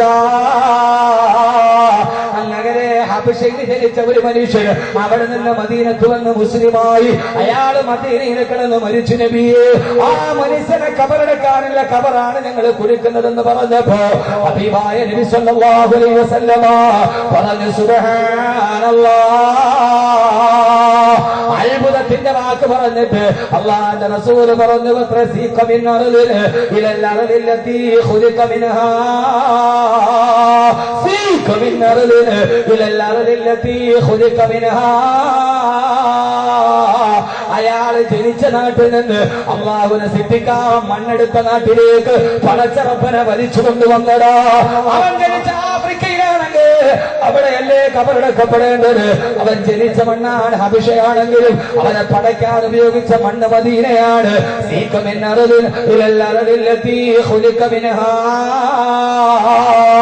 ആ പടക്കാരടുത്ത് ജനിച്ച നാട്ടിൽ നിന്ന് ഈ പടച്ച നാട്ടിലേക്ക് അല്ലാഹു ആ മനുഷ്യനെ വലിച്ചു കൊണ്ടുവന്നതാണെന്ന് ഹബീബായ നബി മുഹമ്മദ് മുസ്തഫ. ഹബീബായ നബി മുഹമ്മദ് മുസ്തഫ. ഞാൻ വന്നിട്ട് വിളിക്കൂ. ഇതാ കഥ. സലാത്ത് പറയാൻ പറ്റൂല. നിങ്ങൾ എന്ത് വെക്കാൻ വന്നിരിക്കുന്നു? എന്തിനു വന്ന്? ആട്ട കാണാൻ വന്ന. ഇപ്പൊ വാതിന് കബറിലെ ആദ്യ രാത്രി പറഞ്ഞാല് സലാത്തില്ല എന്ന് പറഞ്ഞു. ആകെ ആദ്യ രാത്രിയിൽ രക്ഷപ്പെടാൻ ഇതേ ഉള്ളൂ. അതിന് അവസാനം രക്ഷപ്പെടണം 3 കാര്യം അവസാനം പറഞ്ഞുതരാം. അതുകൊണ്ട് സലാത്ത് ചൊല്ലി പൊന്നു മനുഷ്യന്മാർ ഇവിടെ എന്തെങ്കിലുമൊക്കെ തിന്നാനുണ്ട്. 6 അടി മണ്ണിൽ ആദ്യത്തെ രാത്രിയിൽ ആകെ കെട്ടുന്നത് ഇതൊക്കെ ഉണ്ടാവുള്ളൂ. അതുകൊണ്ട് ഈ ചെല്ലണത് എനിക്ക് വേണ്ടിയല്ല. നിന്റെ ഈ ഇതങ്ങോട്ട് പിഴുതെറിയപ്പെടും. ഇതൊക്കെ അങ്ങോട്ട് വലിച്ചു മാറ്റും. മുച്ച നെഹനാത്ത പകലെ ദിയേ ഹേ കഫൻ വോ ചുക്കി ഹേ സബ് മിൽക്കർ മാം ബാപ്പ് ബായി ബഹൻ.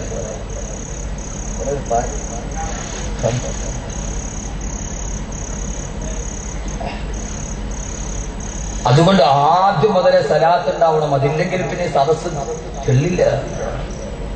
ഹബീബായ നബി മുഹമ്മദ് മുസ്തഫ ഉറക്കെ സ്വല്ലല്ലാഹു അലൈഹി വസല്ലം.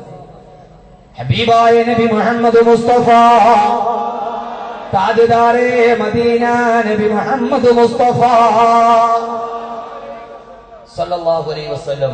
അല്ലാഹുവിന്റെ റസൂൽ നോക്കുമ്പോ ഹബശയിൽ നിന്ന് വന്ന ഒരു മനുഷ്യൻ, അയാൾ മരിച്ചിട്ട് കബർ കുടിക്കാണ്. നബിയെ സീക മിൻ അർദിൻ ഇലൽ അർദിൽ ലത്തി ഖുലിക മിൻഹാ. അയാൾ ജനിച്ച നാട്ടിൽ നിന്ന് അയാളെ സൃഷ്ടിക്കാനുള്ള മണ്ണെടുത്ത നാട്ടിലേക്ക് അല്ലാഹു മനുഷ്യനെ വലിച്ചു കൊണ്ടുവന്നു എന്ന് നബി മുഹമ്മദ് മുസ്തഫ. പൊന്നു സഹോദരങ്ങളെ, സഹോദരിമാരെ, അതുകൊണ്ട് നാട്ടിലെ പള്ളിയുടെ ഖബർസ്ഥാനില് എനിക്ക് അടക്കപ്പെടാനൊന്നും യാതൊരുവിധ തീർച്ചയും വേണ്ട. അല്ലാഹു നമ്മളെ സൃഷ്ടിച്ചത് മണ്ണിൽ നിന്നാണ്. നമ്മളെ സൃഷ്ടിക്കാനുള്ള മണ്ണ് ഭൂമിയുടെ ഏത് ഭാഗത്ത് നിന്ന് എടുത്തോ ആ മണ്ണെടുത്ത സ്ഥലത്തായിരിക്കും നമ്മൾ പോയി.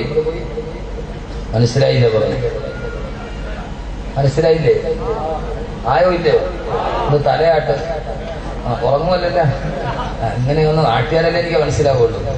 എന്റെ പ്രിയപ്പെട്ട സഹോദരങ്ങളെ, അപ്പോ നമ്മുടെ ഖബർ ആദ്യ രാത്രി നടക്കുന്ന സ്ഥലം എവിടെയാണെന്ന് നമുക്കറിയില്ല. പിന്നെ എന്ത് കണ്ടിട്ടാ നമ്മൾ ഇമാതിരി പാച്ചിന് പായണ കണ്ടാ ഓർക്കും ഇവനോട് ചോദിച്ചിട്ടാണ് അള്ളാഹ് ഭൂമിയെ പടച്ചത്. അമ്മാതിരി പാച്ചിലാവും പായണം. എന്റെ പ്രിയപ്പെട്ട സഹോദരങ്ങൾ, അള്ളാഹു നമുക്ക് നല്ല ബോധം നൽകട്ടെ. ആദ്യം മനസ്സിലങ്ങട് കയറ്റി പടച്ച റബ്ബേ, ഞാൻ മരിച്ചാൽ എന്റെ ഭാര്യക്കും മക്കൾക്കും വന്നൊന്ന് സിയാറത്ത് ചെയ്യാൻ പറ്റുന്ന സ്ഥലത്ത് റബ്ബേ എന്നെ ആക്കണമെന്നൊന്ന് ദുആ ചെയ്യും. ഞാൻ മരിച്ചുപോയാൽ എന്റെ ഖബറിന്റെ അടുക്കൽ വന്ന് എന്റെ ഭാര്യ മക്കൾക്ക്, എന്റെ മാതാപിതാക്കൾക്ക് ഒന്ന് സിയാറത്ത് ചെയ്യാൻ പറ്റുന്ന ഒരു സാഹചര്യം കിട്ടാം. അള്ളാഹു നമുക്ക് നല്ല മരണം നൽകട്ടെ. അള്ളാഹു നമുക്ക് നല്ല മരണം നൽകട്ടെ.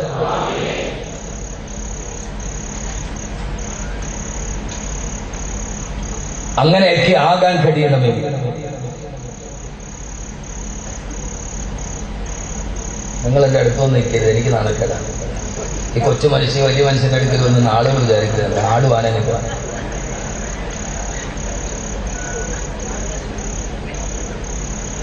അതുകൊണ്ടാണ് ആദരവായ പ്രവാചകൻ നബി മുഹമ്മദ് മുസ്തഫ സല്ലല്ലാഹു അലൈഹി വസല്ലമയുടെ സഹാബത്ത് മുഴുവനും ജീവിതത്തിൽ എപ്പോഴും കരഞ്ഞത്, അവരെ ജീവിതത്തിൽ കരഞ്ഞത് അവരെ ഭൗതികമായ നഷ്ടങ്ങളുടെ പേരിലായിരുന്നില്ല. അവരുടെ മക്കൾ നഷ്ടപ്പെട്ടു പോയപ്പോഴായിരുന്നില്ല. അവരെല്ലാം അടക്കിയതും അലക്കിയതും അവരെല്ലാവരും ലോകത്തിൽ ഏറ്റവും വലിയ മഹാനായ മനുഷ്യൻ പോലും നാളെ സ്വർഗ്ഗലോകത്തെ ഹബീബായ നബി മുഹമ്മദ് മുസ്തഫ സല്ലല്ലാഹു അലൈഹി വസല്ലമയുടെ ഏറ്റവും പ്രിയപ്പെട്ട കൂട്ടുകാരൻ, ലികുല്ലി നബിയ്യിൻ റഫീഖുൻ ബിൽ ജന്ന വറഫീഖി ബിഹാ ഉസ്മാൻ ബിൻ അഫ്ഫാൻ. നാളെ സ്വർഗ്ഗലോകത്തെ എല്ലാ പ്രവാചകന്മാർക്കും ഓരോ കൂട്ടുകാരന്മാരുണ്ട്. എല്ലാ പ്രവാചകന്മാർക്കും നാളെ സ്വർഗ്ഗലോകത്തിൽ ഓരോ കൂട്ടുകാരന്മാരുണ്ട്. ആ സ്വർഗ്ഗലോകത്തിലെ എന്റെ കൂട്ടുകാരൻ ആരെന്നറിയോ? റഫീഖി ബിഹാ ഉസ്മാൻ ബിൻ അഫ്ഫാൻ. നാളെ സ്വർഗലോകത്തിലെ എന്റെ പ്രിയപ്പെട്ട അടുത്ത കൂട്ടുകാരൻ ഉസ്മാനേത് നീയാണെന്ന് അല്ലാഹുവിന്റെ റസൂൽ സന്തോഷമായിട്ട് അറിയിച്ചിട്ട് പോയാ ഇനി എന്താ മനസ്സിൽ പേടിക്കാനുള്ളത്? മരണം വരെ എന്താ ആശങ്കപ്പെടാനുള്ളത്? ഹബീബായ നബിയുടെ സ്വർഗത്തിലെ സമീപസ്ഥനല്ലേ? എന്നാൽ പോലും ഖബർ കാണുമ്പോ ഉസ്മാൻ റളിയല്ലാഹു തആല പൊട്ടിക്കരഞ്ഞതെന്തിനാ? ഉസ്മാൻ റളിയല്ലാഹു അൻഹു ഖബറിലൂടെ നടന്നവരുടെ അരികിലൂടെ നടന്നു പോകുമ്പോ സ്വായത്തവരൊക്കെ പൊട്ടിക്കരഞ്ഞതെന്തിനാ? എത്രയോ പ്രാവശ്യമായി നമ്മൾ കേട്ടതാണ്. എന്റെ പ്രിയപ്പെട്ട സഹോദരങ്ങളെ, ഉസ്മാനെ നരകത്തെ കുറിച്ച് പറയുമ്പോൾ ഇങ്ങനെ കരയാറില്ലല്ലോ, പരലോകത്തെ കുറിച്ച് പറയാനിത്ര കണ്ണുനീർ വിടുകാറില്ലല്ലോ, മറ്റൊന്ന് കേട്ടാലും ഇങ്ങനെ ഒരു വേവലാതിയില്ലല്ലോ.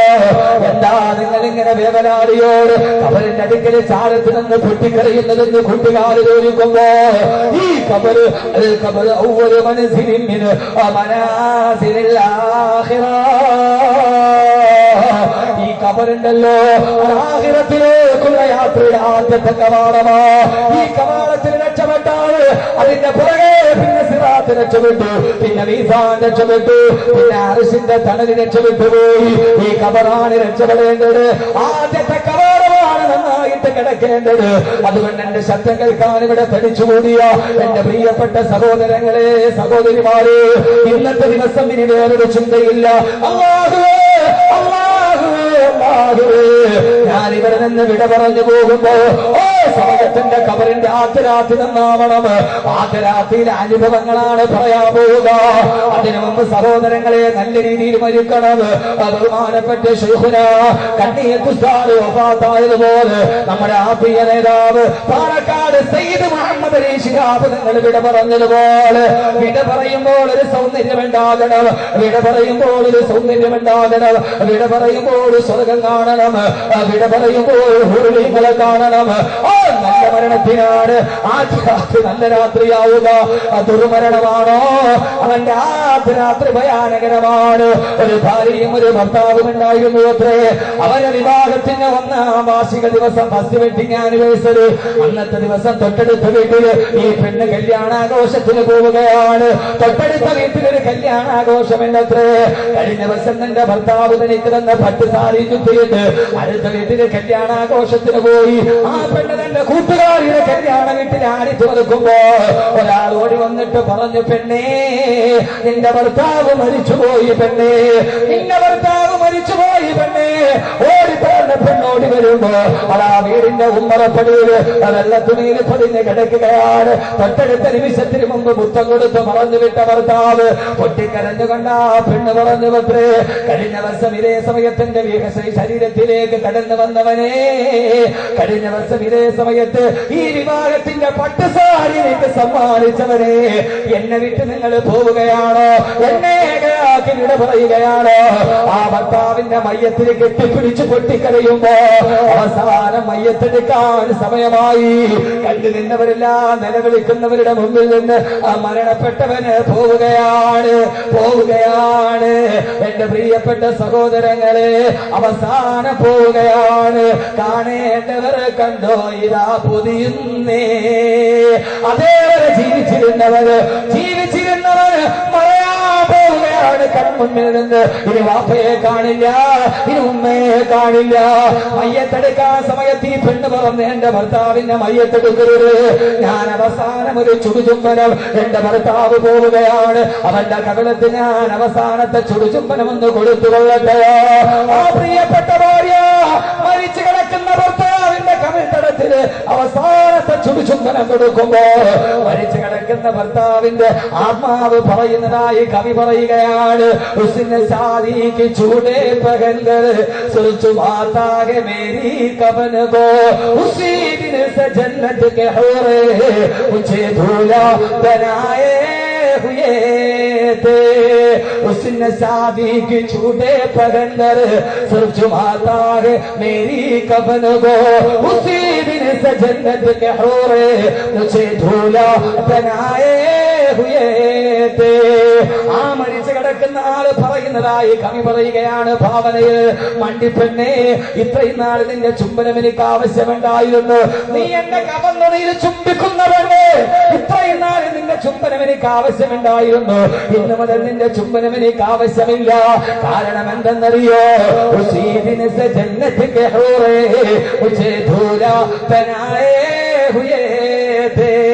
ഞാൻ മരിച്ചത് മുതൽ എനിക്ക് മുത്തം തരാൻ സ്വർഗത്തിലെ ഹൂർലിങ്ങളെ കാത്തിരിക്കുമ്പോ ദുനിയാവിലെ പെണ്ണേ നിന്റെ ചുടുചുംബനം വേണ്ട.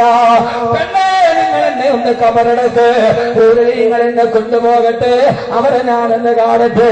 എന്റെ പ്രിയപ്പെട്ട സഹോദരങ്ങളെ, ആരാ മഹാനാരെന്നറിയോ?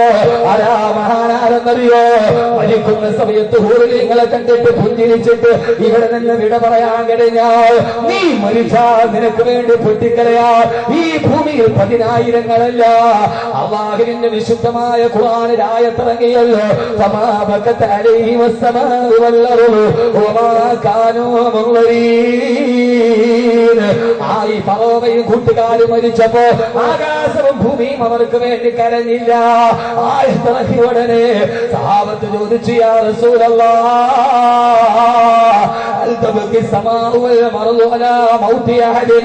ആരെങ്കിലും ഒരാൾ മരിച്ചാൽ അവന് വേണ്ടി ആകാശവും ഭൂമിയും കരയുമോ നബിയേ? ആവ് മോനെ, ഇങ്ങനെ ആവ് മരിക്കുമ്പോ എല്ലാരും നമ്മുടെ ഭാര്യയും മക്കളും പെങ്ങളെ ഭർത്താവ് വന്ന് എന്റെ ഭാര്യ പോയി എന്ന് പറയുമ്പോ കഫന്നുണിയിൽ പൊതിഞ്ഞു കിടത്തിട്ട് ആത്മാവിന്റെ ഭാഷയിൽ പറയണം, നിങ്ങളിപ്പോ എനിക്ക് സന്തോഷമാണ്. ഞാൻ മരിച്ചിട്ട് നിങ്ങളല്ലേ കരയണേ? ഞാൻ മരിച്ചാൽ എന്റെ മക്കളല്ലേ കരയുന്നത്? ഞാൻ മരിച്ചാൽ എന്റെ മക്കൾക്ക് നഷ്ടമാണ്, അല്ലേ? നിങ്ങൾ മരിച്ചാൽ നിങ്ങളുടെ മക്കൾക്ക് നഷ്ടമാണ്. നിങ്ങൾ മരിച്ചാൽ നിങ്ങളുടെ ഉമ്മയ്ക്ക് നഷ്ടമാണ്. ഞാൻ മരിച്ചാൽ എന്റെ ഉമ്മയ്ക്ക് നഷ്ടമാണ്, പിന്നെ മകനില്ല. ഞാൻ മരിച്ചാൽ എന്റെ ഭാര്യയ്ക്ക് നഷ്ടമാണ്, പിന്നെ അവളുടെ ഭർത്താവില്ല. പക്ഷെ ഞാൻ മരിച്ചാൽ എനിക്ക് ലാഭമാണ്. എനിക്ക് അങ്ങനെ മരിക്കണം. മരണം ലാഭമാക്കാം. ഞാൻ മരിച്ചാൽ എനിക്ക് ലാഭമാണ്. കാരണം എന്താ? ഭാര്യയോട് പറയണം, മോളെ എന്നെ കാത്ത് 70,000 ഹൂർലിങ്ങൾ ദാ സ്വർഗത്തിന്റെ വസ്ത്രവും കയ്യിൽ പിടിച്ചു.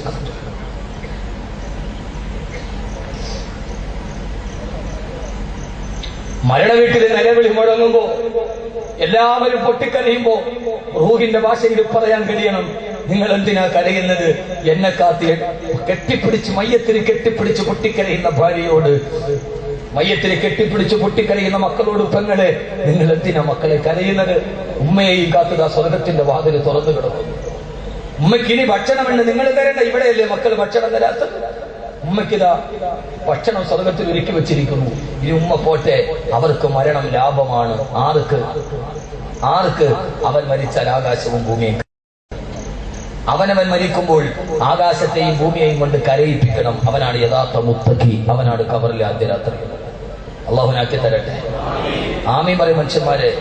അള്ളാഹുനാക്കി തരട്ടെ. അവനവൻ മരിക്കുമ്പോൾ ഭാര്യയല്ല, മക്കളല്ല, ബന്ധുക്കളല്ല, കൂട്ടുകാരല്ല, അവനവൻ മരിക്കുമ്പോൾ ആകാശവും ഭൂമിയും പൊട്ടിക്കരയണം. മോനെ നീ ആരാ? നിനക്കതിന് കഴിയും.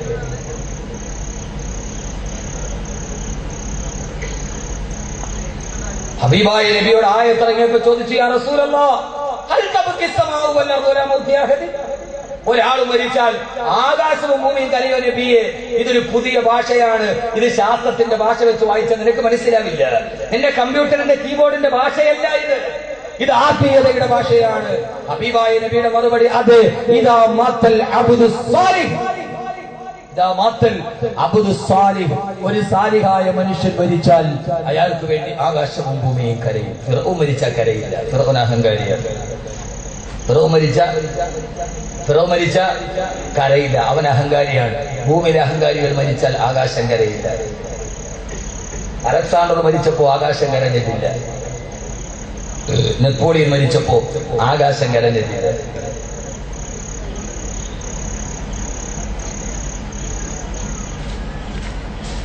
ലോകത്തെ കെടുകിടാവിറപ്പിച്ച ഹിറ്റ്ലർ മരിച്ചപ്പോഴും ആകാശം കരഞ്ഞില്ല.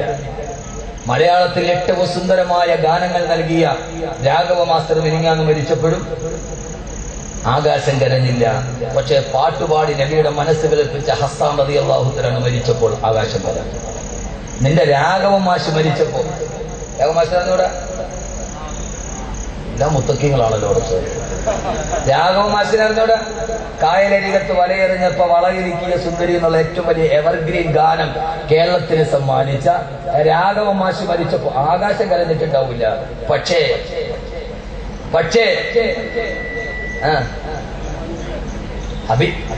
ഇതാണ് വ്യത്യാസം. ഇവിടെ മമ്മൂട്ടി മരിച്ച ആകാശം കരയില്ല. കരയോ? മമ്മൂട്ടി കരഞ്ഞ ചിലപ്പോ മമ്മൂട്ടിയുടെ മോൻ കരയും, പക്ഷെ മമ്മൂട്ടി മരിച്ചാൽ ആകാശം കരയില്ല. കരയോ? പക്ഷെ പള്ളിയിലെ മുക്രി മരിച്ചാൽ ആകാശം കരയും. അതാ വ്യത്യാസം. പള്ളിയിലെ ബാങ്ക് വിളിക്കുന്ന മുക്രി മരിച്ചാൽ ആകാശം കരയും. കാരണം 12 വർഷം തുടർച്ചയായി ഒരാൾ ബാങ്ക് വിളിച്ചാൽ എല്ലാ വജബത്തിന് ഹുൽജന്ന, അയാൾക്ക് സ്വർഗം ഉറപ്പായിട്ടല്ല, അയാൾ മരിക്കില്ലെന്ന് നബി മുഹമ്മദ് മുസ്തഫ. പക്ഷെ രാഘവ മാഷ് മരിച്ചാൽ കരയണമെന്നില്ല. പക്ഷേ അള്ളാഹുവിന്റെ റസൂലിന്റെ അടുക്കൽ വന്നിട്ട് പാട്ട് പാടിയിട്ട് ഹബീബായ നബിയോട് അള്ളാഹുവിനെ കുറിച്ച് പറഞ്ഞു കൊടുത്ത ബഹുമാനപ്പെട്ട ഹസ്സാൻ ഇബ്നു സാബിത്ത് റളിയല്ലാഹു അൻഹു മരിച്ചപ്പോൾ ആകാശം കരഞ്ഞു. എങ്ങനെയാണ് നബിയെ ആകാശം കരയുക? ചെറുപ്പക്കാരെ, നീ മരിച്ചു കിടന്നാൽ നിനക്ക് വേണ്ടി ആകാശം കരയും. എങ്ങനെയാണ് നബിയെ? അള്ളാഹുവിന്റെ റസൂല് പറഞ്ഞ് ആകാശം കരയുക എന്ന് പറഞ്ഞാൽ ആകാശത്തിന് 2 കവാടങ്ങളുണ്ട്. 2 കവാടങ്ങൾക്ക് 2 മലക്കുകൾ കാവലുണ്ട്. ഒരു കവാടത്തിലൂടെയാണ്, ആകാശത്തെ ഒരു വാതിലിലൂടെയാണ് ഒരു മനുഷ്യൻ ചെയ്യുന്ന സൽക്കർമ്മങ്ങൾ അള്ളാഹുവിന്റെ അടുക്കലേക്ക് പോവുക. മറ്റേ വാതിലിലൂടെയാണ് അള്ളാഹുവിന്റെ റിസ്ക് അടിമക്കിറങ്ങി വരിക.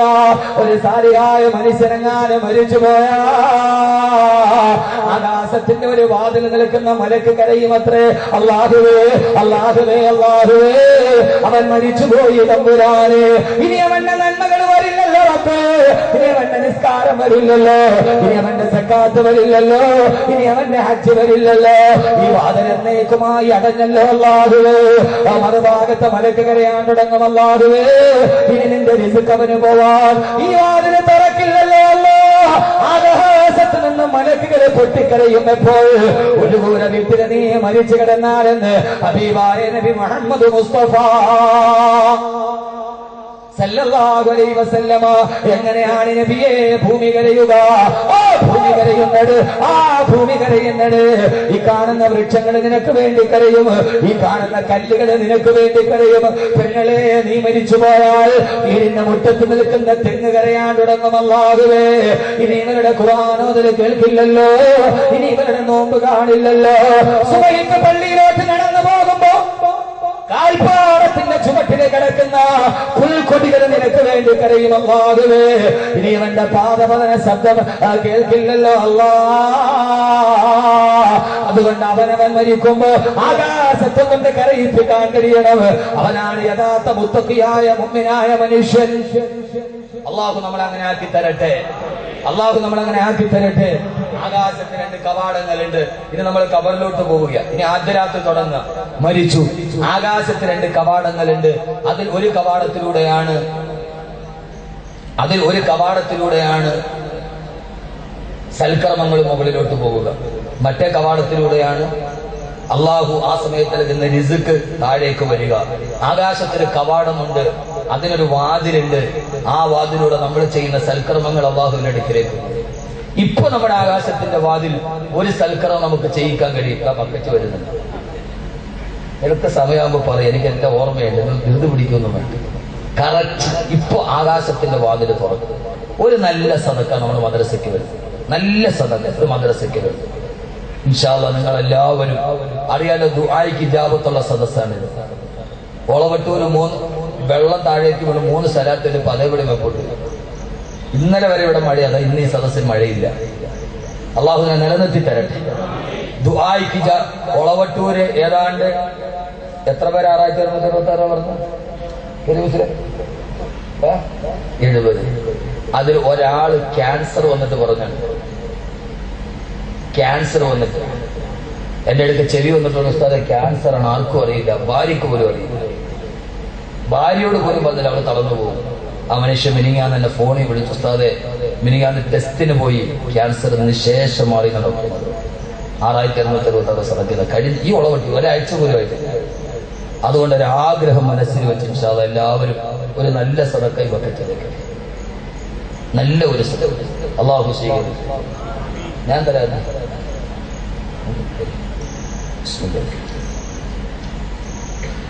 മുസ്ലിയാക്കന്മാര് കുന്താരി മാതിരി മോട്ട വലിക്കൊള്ളുന്നല്ലേ എന്ന് പറയുന്നത് അല്ലേ? ഇവിടെ എന്താണ് കുന്താരി തൂമ്പായത്? തൂമ്പ. മുസ്ലിയാക്കന്മാര് മുഴുവൻ തൂമ്പായാണെന്നാണ് ഇവർ കളിയാക്കുന്നത്.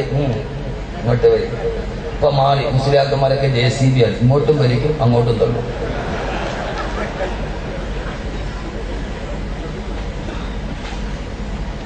അള്ളാഹു സ്വീകരിക്കട്ടെ. ഖബറിലെ ആദ്യ രാത്രി വരെ നമ്മൾ പെട്ടെന്ന് ആദ്യ രാത്രി ആദ്യം ഖബർ പറയണം, പിന്നെ ആദ്യ രാത്രി പറയണം. ആ രാത്രിയിൽ രക്ഷപ്പെടാനുള്ള കാര്യങ്ങളുമായിട്ട് ഇൻഷാ അല്ലാഹ് ഇവിടെ നമുക്ക് അവസാനം 10 സ്വലാത്ത് പിരിയണം. അള്ളാഹു തൗഫീഖ് നൽകട്ടെ. അള്ളാഹു തൗഫീഖ് നൽകട്ടെ. അള്ളാഹു തൗഫീഖ് നൽകട്ടെ. അതുകൊണ്ട് അതിനുവേണ്ടി അവനവൻ മരിക്കുമ്പോൾ ഭാര്യയും മക്കളും മാത്രമല്ല നമ്മൾ നടന്ന വഴിയിലുള്ള മരങ്ങൾ പോലും കരയും. പള്ളിയിലോട്ട് നടന്നു പോകുമ്പോൾ കാൽപ്പാറത്തിന്റെ അടിയിൽപ്പെട്ട പുൽക്കൊടികൾ പോലും കരയണം. അല്ലാഹുവേ, ഈ സദക്ക ചെയ്യുന്ന സഹോദരങ്ങൾ അവരെ ഹലാലായ മുറാദുകൾ നീ ഹാസിലാക്കി കൊടുക്കണേ തമ്പുരാനെ. ഏതാഗ്രഹങ്ങൾ മനസ്സിൽ വെച്ചിട്ടാണോ ഈ സദക്ക ചെയ്തത് ഒരാൾ പോലും ഒഴിവാകരുത്. എല്ലാവരും അവരവരുടെ കയ്യിലുള്ള സദക്ക ഈ ബക്കറ്റുമായി അതിന്റെ ഭാരവാഹികൾ വരുന്നുണ്ട്. ഒരാൾ പോലും അവസാനത്തെ 10 സ്വലാത്ത് ചൊല്ലുമ്പോ ക്യാൻസറുകൾ പോലും മാറിയ സദസ്സാണിത്. നിങ്ങളതിന് അനുഭവസ്ഥരാണ്. അള്ളാഹുവിന് അർഹമായ പ്രതിഫലം നൽകി അനുഗ്രഹിക്കട്ടെ. പോയി ഓരോരുത്തരും എല്ലാവരും അതിനകത്തോട്ട് ഇനി പ്രസംഗത്തിലേക്ക് കിടക്കും. അള്ളാഹു നമ്മുടെ ഖബറിലെ ആദ്യ രാത്രി ഏറ്റവും നല്ല രാത്രിയാക്കി അള്ളാഹു സ്വീകരിക്കുമാറാകട്ടെ. അള്ളാഹു സ്വീകരിക്കുമാറാകട്ടെ. മരിച്ചു കഴിഞ്ഞാൽ പിന്നെ അവന്റെ ജീവിതം തുടങ്ങുകയാണ്. അതുകൊണ്ടാണ് റസൂലുള്ളാഹി സ്വല്ലല്ലാഹു അലൈഹി വസല്ലം പറഞ്ഞത്, ലോകത്തിലെ ഏറ്റവും വലിയ ബുദ്ധിമാൻ അൽ കയ്യിസു മൻ ദാന നഫ്സഹു വ അമില ലിമാ ബഅദൽ മൗത്ത്. മരണശേഷമുള്ള ജീവിതത്തിന് വേണ്ടി തന്റെ ഈ ഭൂമിയിലെ ജീവിതം മാറ്റിവെച്ചവനാരോ അവരാണ് ഏറ്റവും വലിയ ബുദ്ധിമാനെന്ന് ഹബീബായ നബി മുഹമ്മദ് മുസ്തഫ സല്ലല്ലാഹു അലൈഹി വസല്ലമ.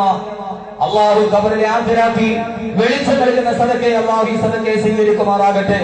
അള്ളാഹു ഈ വക്കത്തിന് സദക്ക ചെയ്യുന്ന ഓരോ സഹോദരങ്ങളും അവർക്ക് നീ ഖബറിന്റെ ആദ്യരാത്രിയിൽ ഒരു വെളിച്ചമായി അള്ളാഹുവേ നൽകണേ തമ്പുരാനെ. എല്ലാവരും ഈ ലോകത്തു നിന്ന് വിട പറയുന്ന ദിവസം, ആ ദിവസത്തിലേക്ക് അവന്റെ മരണം കഴിഞ്ഞു.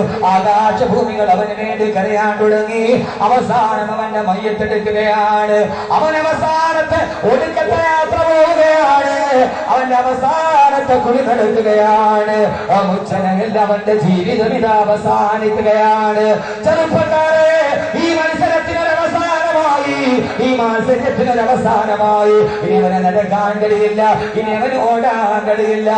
അവന്റെ വസ്ത്രങ്ങളെല്ലാം മാറ്റി 4 കാലുള്ള കട്ടിലിൽ കിടത്തി അവന്റെ മുകളിലേക്ക് വെള്ളമൊഴിച്ച് അവസാനം അവനെ അവിടെ നിന്ന് കൊണ്ടുപോവുകയാണ്. കിടക്കുന്ന കട്ടിൽ 4 കാലും അന്നേ വെള്ളം ശരിക്കു കുടിച്ചതാ കുതിരുന്നേ. തലതാടി ചേർത്തും കൊണ്ട് കേട്ടും നിന്നെ ഓർത്തൊന്നു നോക്കു സഹോദരാ നീ തന്നെ. താടിയിലേക്ക് വെള്ളത്തുണി വെച്ച് തലയിലേക്ക് ചേർത്ത് കെട്ടി അവസാനത്തെ യാത്ര പോവുകയാണ്. എന്റെ പുറകിൽ നിന്ന് ആളുകൾ കരയുകയാണ്. അവസാന പള്ളിക്കാട്ടിലേക്ക്, ഇതേവരെ കാണാത്ത പള്ളിക്കാട്ടിലേക്ക്, ആയിരങ്ങളുടെ തലച്ചു വളർന്നു നിൽക്കുന്ന പള്ളിക്കാട്ടിലേക്ക് അതാ പോവുകയാണ്. അവിടെ കൊണ്ടുപോയി നിന്നെ കൊണ്ടുപോയി വെച്ചു. എല്ലാവരും മയ്യത്ത് നിസ്കരിച്ചു. ആ മയ്യത്ത് നിസ്കാരത്തിന് ശേഷം എല്ലാവരും കൂടി കൊണ്ടുപോയി ആരുടെ മണ്ണിലേക്ക്. മിൻഹാ ഖലഖനാകും വഫീഹാ നുഈദുകും വമിൻഹാ നുഖ്രിജുകും താറതൻ ഉഖ്റാ. 6 അടി മണ്ണിലേക്ക് ചേർത്ത് വെക്കുകയാണ്. എല്ലാവരും കൂടി 2 വെള്ളത്തുണിയിൽ കെട്ടിയിറക്കി 6 അടി മണ്ണിലേക്ക് വെച്ച് മണ്ണിട്ട് മൂടുകയാണ്. പൊന്നുമോനെ, പിന്നെ നിന്റെ മുകളിലേക്ക് മണ്ണാണ് വരുന്നത്. ആ മണ്ണിട്ട് മൂടിയിട്ട് മുകളിലൊരു മീസാൻ കല്ലും വെച്ച് പെരുങ്കല്ല് മുകളിൽ വെച്ചു. മിൻഹാ തൊട്ട് ഓതിയിട്ട് മണ്ണുമീട്ട് സ്ഥലവും വീട്ട് അതിന്റെ മുകളിലേക്ക് മണ്ണിട്ട് വെച്ചിട്ട് മീസാൻ കല്ല് അടയാളത്തിൽ വെച്ച് അവിടെ അവിടെ നിന്ന് എല്ലാവരും പിരിഞ്ഞു പോവുകയാണ്. ആദരവായ പ്രവാചകൻ നബി മുഹമ്മദ് മുസ്തഫ സല്ലല്ലാഹു അലൈഹി വസല്ലം പറയുകയാണ്, ഖബറിൽ കിടക്കുന്ന മനുഷ്യൻ മുകളിൽ നിന്ന് ഖബറടക്കിയിട്ട് എല്ലാവരും അകലേക്ക് അകന്നകന്നു പോകുന്ന ചെരുപ്പിന്റെ ശബ്ദം അകന്നകന്നു പോകുന്നത് ഖബറിൽ കിടക്കുന്ന നമ്മൾ കേൾക്കുമെന്ന്. അവസാനത്തെ ആളുടെ ചെരുപ്പടി ശബ്ദവും തന്റെ ഖബറിന്റെ ചാരത്ത് നിന്ന് അകന്നകന്നു പോകുന്നത് ഖബറിൽ കിടക്കുന്ന നമ്മൾ കേൾക്കുമെന്ന് ഹബീബായ നബി മുഹമ്മദ് മുസ്തഫ. അതുകൊണ്ടാണ് റസൂലുള്ള പറഞ്ഞത്, ഒരാളെ ഖബറടക്കി കഴിഞ്ഞ് ഉടനെ നിങ്ങൾ അവനെ വിട്ടിട്ട് പോകരുത്, അവൻ ഖബറിൽ ഒറ്റയ്ക്കായി പോകും. 40 തോന്നുന്ന സമയം വരെ ഒരാളെ ഖബറടക്കിയിട്ട് അവിടെ നിന്നിട്ടേ നിങ്ങൾ പോകാവൂ എന്ന് ഹബീബായ നബി മുഹമ്മദ് മുസ്തഫ. 40 തോന്നുന്നത് വരെ ഖബറടക്കിയ ഉടനെ എല്ലാവരും പോകരുത്. ഉപ്പയെ ഖബറടക്കിയിട്ട് പോകരുത്, ഉമ്മയെ ഖബറടക്കിയ ഉടനെ പോകരുത്. പിന്നെ ഉമ്മ അതിന്റെ ഉള്ളിൽ തനിച്ചാണ്. അകന്നകന്നു പോകുന്നവന്റെ ചെരുപ്പിന്റെ ശബ്ദം അകത്ത് കിടക്കുന്ന ആള് കേൾക്കുന്നുണ്ട്. അതുകൊണ്ട് 40 തോന്നുന്ന സമയം വരെ നിങ്ങൾ ആ ഖബറിന്റെ അടുക്കൽ നിന്നിട്ടേ പോകാവൂ എന്ന് അല്ലാഹുവേ ഞങ്ങളുടെ മക്കളെ ഞങ്ങൾ വളർത്തുന്നുണ്ട്. ഞങ്ങളെ മരിച്ചിട്ട് ഖബറടക്കിയാൽ 40 തോന്നുന്ന സമയം വരെ അല്ലാഹുവേ ഞങ്ങളുടെ മക്കളെങ്കിലും ഞങ്ങളുടെ ഖബറിന്റെ ചാരത്ത് നിൽക്കുമോ? ഞങ്ങളുടെ ഖബറിന്റെ ചാരത്ത് നിൽക്കുമോ? അല്ലാഹു നമ്മുടെ മക്കളെ അങ്ങനെയെങ്കിലും മരിച്ചു കഴിഞ്ഞ് ഖബറടക്കിയാൽ 40 തോന്നുന്ന സമയം വരെയെങ്കിലും ഉപ്പാക്ക് വേണ്ടി ഉമ്മാക്ക് വേണ്ടി ദുആ ചെയ്യുന്ന നല്ല മക്കളാക്കി അല്ലാഹു നമ്മുടെ മക്കളെ തരുമാറാകട്ടെ. അല്ലാഹു മക്കളെ തരുമാറാകട്ടെ. ആർക്കറിയാം, നമ്മൾ മക്കളെ വളർത്തുന്നുണ്ട്. ഹബീബായ റസൂലുള്ള പറഞ്ഞ അടക്കിയ ഉടനെ പോവരുത്. 40 തോന്നുന്ന സമയം വരെ ആരുണ്ടാവുക? ഇന്ന് ഈ ലോകത്ത് ആർക്ക് അങ്ങനെ കടപ്പാടുകളുള്ളത്? ഈ വോളണ്ടിയേഴ്സ് പിരിക്കണവര് പിരിക്കല്ലാത്തവര് മാറി. നിങ്ങളോടൊന്ന് വർത്താനം പറയാതെ ബക്കറ്റും കൊണ്ട് പോകുന്നവർ പോയി, നിങ്ങൾ അവിടെ നിന്ന് മാറി. ആളുകളെ ശ്രദ്ധ മാറുന്നുണ്ട്. ഇതെല്ലാം നടക്കട്ടെ.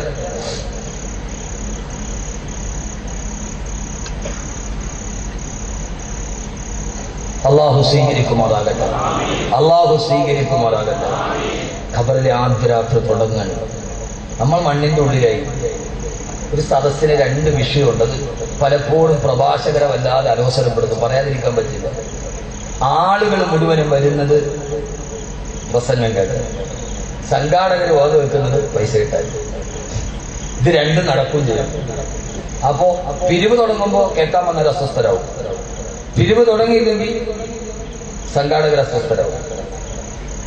ഇത് 2 മാനേജ് ചെയ്ത് പോകണം. മദ്രസയൊക്കെ നിൽക്കണമെങ്കിൽ നിങ്ങൾ എന്തെങ്കിലും കൊടുത്തേ പറ്റുള്ളൂ. അപ്പൊ എല്ലാ രീതിയിലും സഹകരിക്കുക. അള്ളാഹു നല്ലവരാക്കി തരട്ടെ.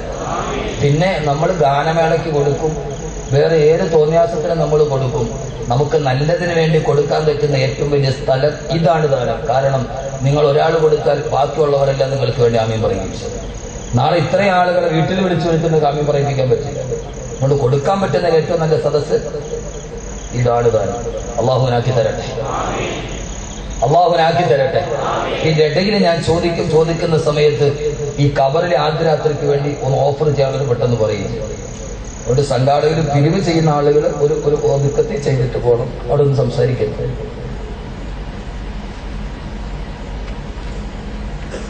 ഞാൻ ഇതോടുകൂടി ഇന്നും കൂടെ, അത് കഴിഞ്ഞാൽ പിന്നെ പിരിവിനുള്ള ഭാഗം നിർത്തും. ഇനി പിരിവില്ല, ഇന്നും കൂടെ ഉള്ളൂ. അത് ലാസ്റ്റ് പിരിവാണ്. നന്നായിട്ട് തരിക.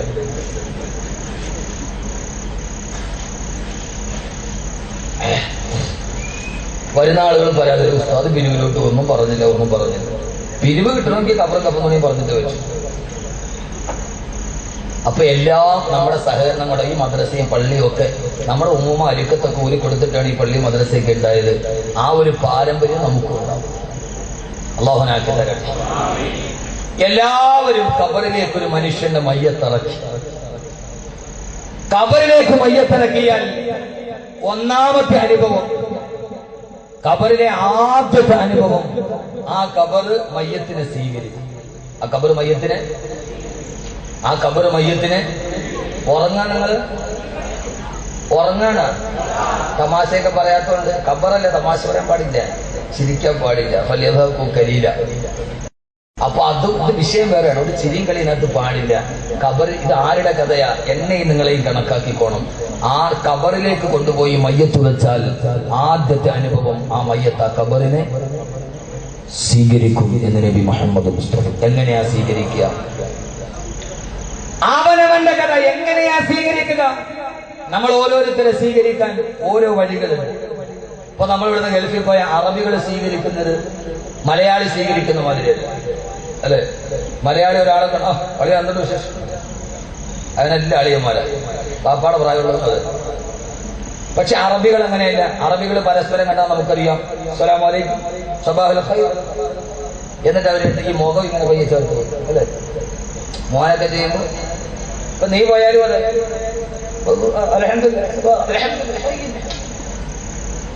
താക്കോല് കയ്യിലോട്ട്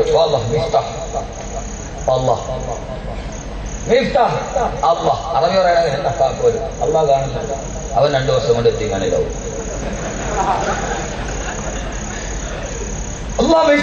അള്ളാഹു നമുക്ക് ഹലാലായ വരുമാനം നൽകി അനുഗ്രഹിക്കട്ടെ. ഹലാലായ വരുമാനം അള്ളാഹു നൽകി അനുഗ്രഹിക്കട്ടെ. അതിനെയാണ് രണ്ടാമത്തെ അനുഭവത്തിന് ഞാൻ പറയും, ഇതൊക്കെ എവിടെ അവസാനിക്കുക? കൂടുതലൊന്നും പോകില്ല മോനെ, ഇതൊക്കെ എവിടെ അവസാനിക്കുക? ആദരവായ റസൂലുള്ളാഹി സ്വല്ലല്ലാഹു അലൈഹി വസല്ലം, നമ്മുടെയൊക്കെ ചിന്ത എന്താ മോനെ? ഇതൊന്നും അവസാനിക്കില്ല. ഖബറിലോട്ട് വെക്കുമ്പോ ഖബർ സ്വീകരിക്കും. ദക്ഷിണാഫ്രിക്കയിൽ ഒരു ഗ്രാമക്കാരുണ്ട്, അവര് സ്വീകരിക്കുന്നതിനാണ് അതിഥികളെ. വരുന്ന ആൾ അതിഥി അവരെ വീട്ടിലോട്ട് കയറുന്ന സ്റ്റെപ്പിന്റെ മുകളിൽ കിടക്കണം മലന്ന്. ആ വീട്ടുകാർ മുഴുവനും അവന്റെ നെഞ്ചത്ത് ചവിട്ടി വെളിയിലോട്ട് ഇറങ്ങും. വീണ്ടും അത് ഈ ചവിട്ടി അകത്ത് വരും. എന്നിട്ട് അതിഥിയെ കയറ്റി. പലവിധ സ്വീകരണങ്ങൾ ലോക ജനതയുടെ ഇടയിൽ കാണുമ്പോ വസ്ത്രം പൊക്കി കാണിച്ചിട്ട് സ്വീകരിക്കുന്ന ആളുകൾക്ക് ഇന്ത്യയിലുണ്ട്. ആണ് പെണ്ണോടൊക്കെ ഇത് പറയാണ് പോകാറുണ്ട് സ്ഥലത്തിന്റെ പേര്.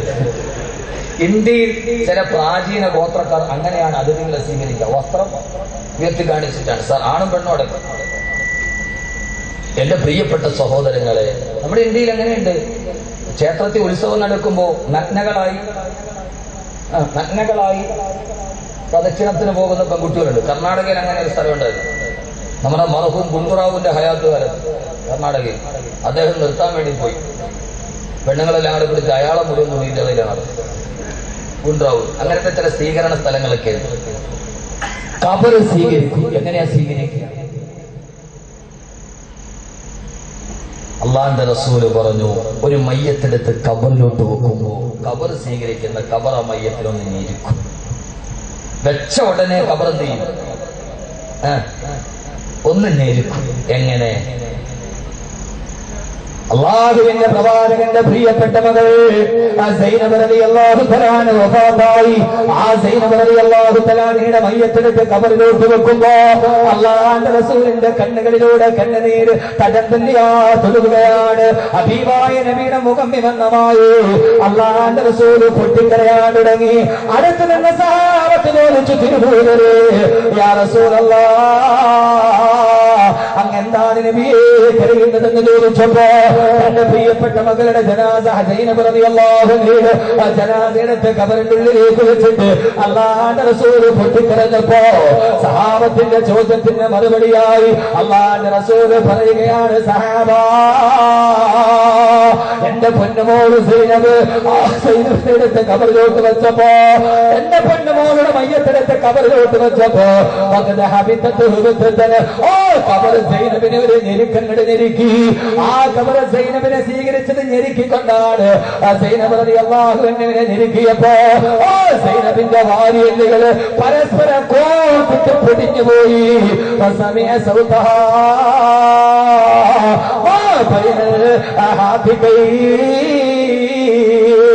ആ സൈനബിന്റെ വാരിയെല്ലൊടിഞ്ഞ ശബ്ദം കിഴക്ക് ചക്രവാളത്തിന്റെയും പടിഞ്ഞാറൻ ചക്രവാളത്തിന്റെയും ഇടയിലുള്ള എല്ലാ വസ്തുക്കളും കേട്ടുപോയി. ആ സൈനബിന്റെ വാരിയെല്ലൊടിയുന്ന ശബ്ദം എന്റെ ചെവിയിൽ കേട്ടത് കൊണ്ടാ ഇവിടെ നിന്ന് ഞാൻ പൊട്ടിക്കരയുമെന്ന് പറഞ്ഞിട്ട് അല്ലാഹുവിന്റെ റസൂൽ ആകാശത്തേക്ക് കൈകൾ എത്തിയിട്ട് അല്ലാഹുവിനോട് ദുആ ചെയ്തു, അല്ലാഹുവേ, അല്ലാഹുവേ, അല്ലാഹുവേ, എന്റെ പൊന്നുമോള് സൈനബ്, എന്റെ പൊന്നുമോള് സൈനബ്, എന്റെ പൊന്നുമോള് സൈനബ് അവളൊരു പാവമാണ് അല്ലാഹ്. എന്റെ സൈനബിനെ ഈ കബറിൽ പരീക്ഷിക്കരുതെന്ന് ഒരു വേവലാതി പിടിച്ച പിതാവിനെ പോലെ പൊട്ടിക്കരഞ്ഞുപോയി. ജന്നത്തുൽ ബഖീഇന്റെ ചാരത്ത് നിന്നിട്ട് റൂഹി ഫിദാ നബി മുഹമ്മദ് മുസ്തഫ ഒതുമൂരിലെ പെങ്ങളെ ഇതാരുടെ കഥയാണെന്നറിയോ?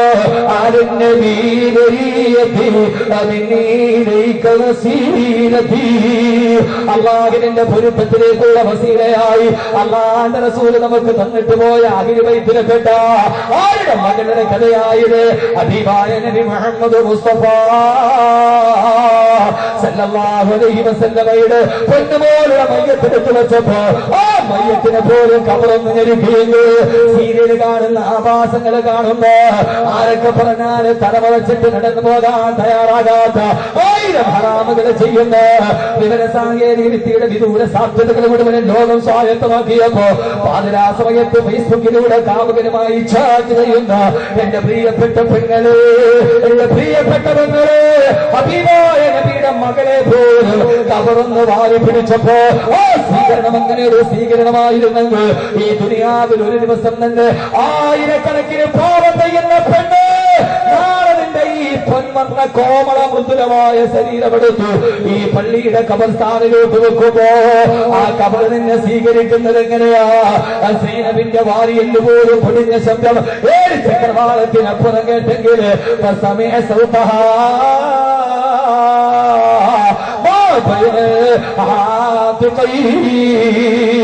അള്ളാന്റെ റസൂൽ പറഞ്ഞതല്ലേ ആരുടെ മയ്യത്തെടുത്ത് വെച്ചാലും അഹമ്മദ് കബീർ ബാഖവിയായാലും കരീം മുസ്ലിയാരായാലും ഇവിടെ ഇരിക്കുന്ന ആരുടെ മയ്യത്തെടുത്ത് കബറിലോട്ട് വെച്ചാലും പൊന്നുമോനെ നീ മയ്യത്തെടുത്ത് താഴേക്ക് വെക്കുമ്പോ അപ്പോർത്തോളുക അവിടെ ഒരു കെട്ടിപ്പിടിക്കൽ നടന്നിട്ടുണ്ട്. ആ മനുഷ്യന്റെ എന്റെ ഉപ്പയുടെ എന്റെ മരിച്ച ഉപ്പയുടെ എന്റെ കൂട്ടുകാരുടെ അവരുടെ വാരി എന്റെ തകർന്നിട്ടുണ്ടെന്ന് ഒന്ന് ചിന്തിക്കാൻ കഴിയാത്തതെന്താ? എന്തോ ഇനിയെങ്കിലും മനസ്സിലൊരു ബോധമില്ലാത്തതെന്താ? ആരുടെ മയ്യത്തെടുത്ത് കബറിലോട്ട് വെച്ചാലും ആ മയ്യത്തിനെ കബറിൽ ഞെരുക്കുമെന്ന് ഹബീബായ നബി മുഹമ്മദ് മുസ്തഫ ഒരേ ഒരാളോടിച്ചു. ആരുടെ മയ്യത്തെടുത്ത് കബറിലോട്ട് വെച്ചാലും ആ മയ്യത്ത് എന്റെയും നിന്റെയും മയ്യത്ത് കബറിൽ ഞെരുക്കൻ അങ്ങോട്ട് നിൽക്കും, വാരിയിൽ പൊട്ടി തകർന്നു പോകും. ഇതിൽ എന്താ പറയേണ്ടത്? ഒന്ന് ചിന്തിക്ക് സഹോദരിമാരെ. എത്ര പറഞ്ഞാലും മനസ്സിലാവാതെ പരമാവധി അടിച്ച് തിമിർത്ത് കഴിയുന്ന എന്റെ പ്രിയപ്പെട്ട സഹോദരിമാര്, തല ഫുള്ള് മറക്കണോ? സ്കൂളിൽ പോകുമ്പോ മറക്കണോ? വേണ്ടാത്തപ്പോ മറക്കണോ? ഇവിടെ സ്കൂളുകാർ അധികാരം തരട്ടാതിരിക്കട്ടെ, തലമറക്കാൻ കോളേജുകാർ അധികാരം തരട്ടില്ലാതിരിക്കട്ടെ. ആരാധനയുടെ ഭാഗമായി 40 മുഴം നീളമുള്ള തലപ്പാവ് ധരിക്കുന്ന ആൾ ഇന്ത്യയുടെ പ്രധാനമന്ത്രിയായ രാജ്യത്ത് ജീവിക്കുന്ന നമുക്ക് തലമറച്ചിട്ട് പെണ്ണിന് പോകാൻ കഴിയുന്നില്ലെങ്കിൽ അത് ജനാധിപത്യ രാജ്യത്തിന്റെ ഏറ്റവും വലിയ ദുർദുരന്തമായിട്ടേ പറയാൻ പറ്റും. ആരാധനയുടെ ഭാഗമായിട്ടാണ് മൻമോഹൻ സിംഗ് തലപ്പാവ് ധരിച്ചത്. ആ മൻമോഹൻ സിംഗ് ധരിക്കുന്ന ഇന്ത്യയിൽ ഒരു തലമറച്ചുകൊണ്ടൊരു മുസ്ലിം പെൺകുട്ടിക്ക് സ്കൂളിൽ പോകാൻ കഴിയുന്നില്ലെങ്കിൽ അത് ജനാധിപത്യത്തിന്റെ പുഴുക്കുത്തെന്ന് പറയാനേ പറ്റൂ, അതിനപ്പുറത്തേക്ക് പറയാൻ കഴിയില്ല. പക്ഷേ എന്റെ പെങ്ങളെ, അത് അവരല്ല തീരുമാനിക്കേണ്ടത്, നീയാണ്. വെക്കും തീർച്ച. അള്ളാഹു നമ്മളെ കബറിലേക്ക് വെക്കുന്ന സമയം പച്ചവനെ അറിയില്ല. അള്ളാഹു ഏത് സമയത്താണ് കൊണ്ടുപോയി വെക്കുമ്പോൾ ഞങ്ങളെ നീ ഞെരുക്കല്ലേ അള്ളാഹുവേ. ഹബീബായ റസൂലുള്ളാഹി സ്വല്ലല്ലാഹു അലൈഹി വസല്ലം പറഞ്ഞു, ഒരാൾ മാത്രം കബറിൽ ഞെരുക്കില്ല. ആരാ? ആര് വാക്കവിയെ കൊണ്ട് വെച്ചാലും ലാസിമിയെ വെച്ചാലും മൈസിയെ വെച്ചാലും ആരെ വെച്ചാലും കബറിൽ ഞെരുക്കും. പക്ഷെ ഒരാളതിൽ നിന്ന് രക്ഷപ്പെട്ടു. ആര്? ഒഴിവാണല്ലോ, അതിനെ പറയേണ്ട കാര്യമില്ല. ഒരാൾ രക്ഷപ്പെട്ടു. എന്റെ പ്രിയപ്പെട്ട സഹോദരിമാരെ, ഏറെ പറഞ്ഞാൽ അതൊരു പെണ്ണായിരുന്നു. ലോകത്തിലെ ഏറ്റവും വലിയ മിക്ക സൗഭാഗ്യങ്ങളും ഇസ്ലാമിൽ കിട്ടിയത് പെണ്ണിനാണ്. ഇസ്ലാം പെണ്ണിനെ മാറ്റി നിർത്തിയില്ല. ലക്ഷക്കണക്കിന് ആളുകൾ തവാഫ് ചെയ്യുന്ന കൈബാലയത്തിന്റെ മത്താഫിൽ ഇബ്രാഹിം നബി പണിത കൈബാലയത്തിൽ ഇബ്രാഹിം നബിയുടെ ഖബർ പലസ്തീനിലാണ്. പക്ഷേ കൈബാലയത്തിന്റെ മത്താഫിൽ ലക്ഷക്കണക്കിന് ആളുകൾ തവാഫ് ചെയ്യുന്ന കൈബാലയത്തിന്റെ മത്താഫിന്റെ ഉള്ളിൽ ഖബറടക്കപ്പെടാൻ ഭാഗ്യം ലഭിച്ചത് ഒരു കറുമ്പി പെണ്ണിനാണ്. ഒരു കറുത്ത കറുമ്പി പെണ്ണ്. അല്ല, എന്തിട്ട് മനുഷ്യന്മാരൊന്നും അറിയൂടാ. അതെ, ബീവി ഹാജർ റളിയല്ലാഹു തആല അൻഹ, ആ കറുമ്പി പെണ്ണിനാണ് കൈബാലയത്തിന്റെ മത്താഫിൽ കബറടക്കപ്പെടാനുള്ള ഭാഗ്യം ലഭിച്ചത്. പെങ്ങളെ, നീ നന്നായാൽ മുത്താണ്, നീ നന്നായില്ലെങ്കിൽ ചീഞ്ഞ മത്തിയാണ്. നന്നായ മുത്ത, നന്നായില്ലെങ്കിൽ ചീഞ്ഞ മത്തിക്ക് ഇത്ര ദുർഗന്ധം ഉണ്ടാവില്ല.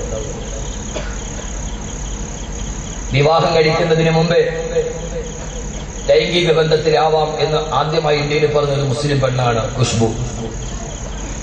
ഖുഷ്ബു പട്ടാണി മുസ്ലിമാണ്. വിവാഹത്തിന് മുമ്പേ ശാരീരിക ബന്ധം, ലൈംഗിക ബന്ധം കുഴപ്പമില്ലെന്ന് ഇന്ത്യ രാജ്യം പറഞ്ഞ പെണ്ണ് നമ്മുടെ ആളാണ് ഖുഷ്ബു. അവക്ക് വേണ്ടിയാണ് തമിഴ്നാട്ടിൽ ദേവാലയം ഉണ്ടാക്കിയത്. ഖുഷ്ബുവിന് വേണ്ടി തമിഴ്നാട്ടിൽ അവർ അമ്പലം ഉണ്ടാക്കി. അമ്പലം എന്ന് പറഞ്ഞതിന്റെ അർത്ഥം എന്താ? ഖുഷ്ബുവിന് വേണ്ടി അമ്പലം ഉണ്ടാക്കി. അമ്പലം എന്ന് പറഞ്ഞ സാധനം, ദേവാലയം എന്താ? ആർക്കും ഏത് സമയത്തും കേൾപ്പോ.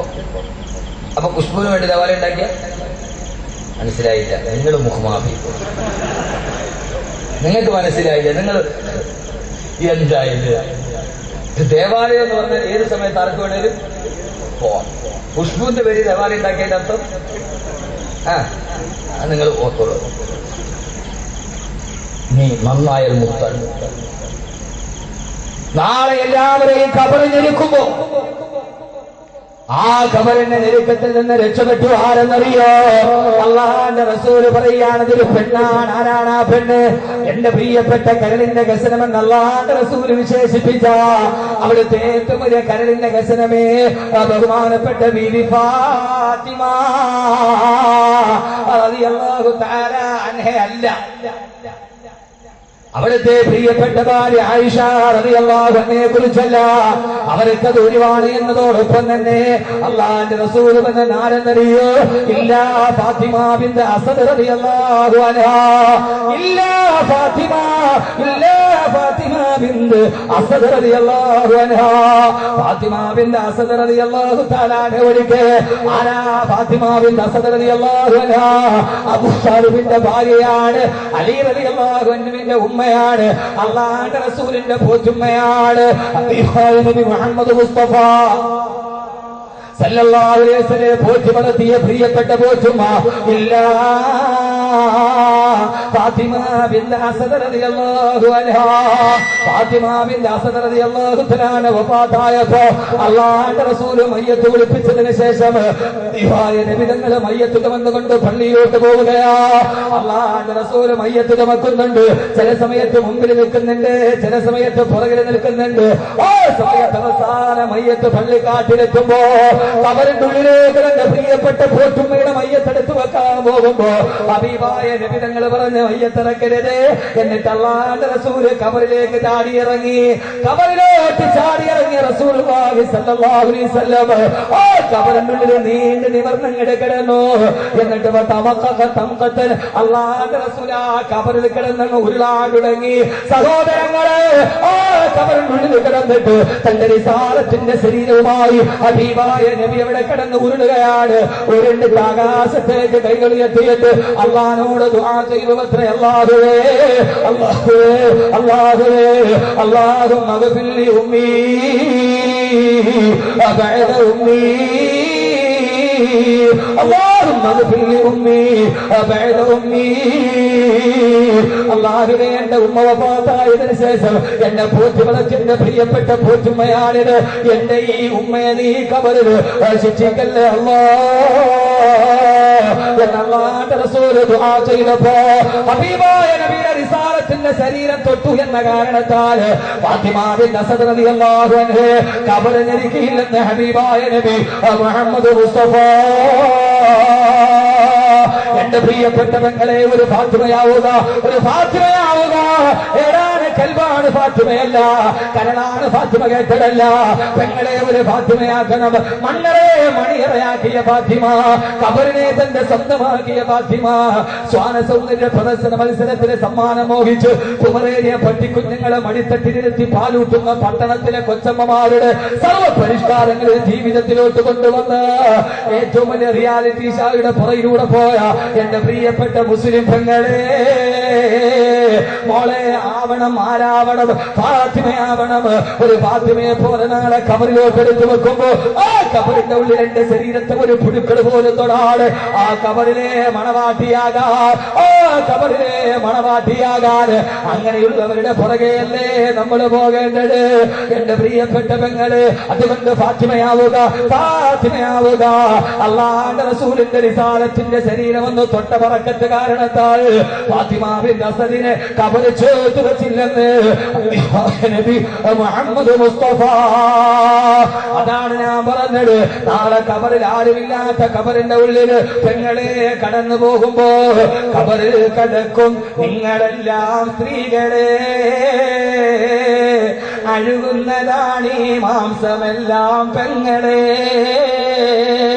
തലവാസ്താട് മനോഹരമായിട്ട് പറയുകയാണ്, കൽപ്പിൽ തട്ടിയൊന്ന് കേൾക്കാൻ.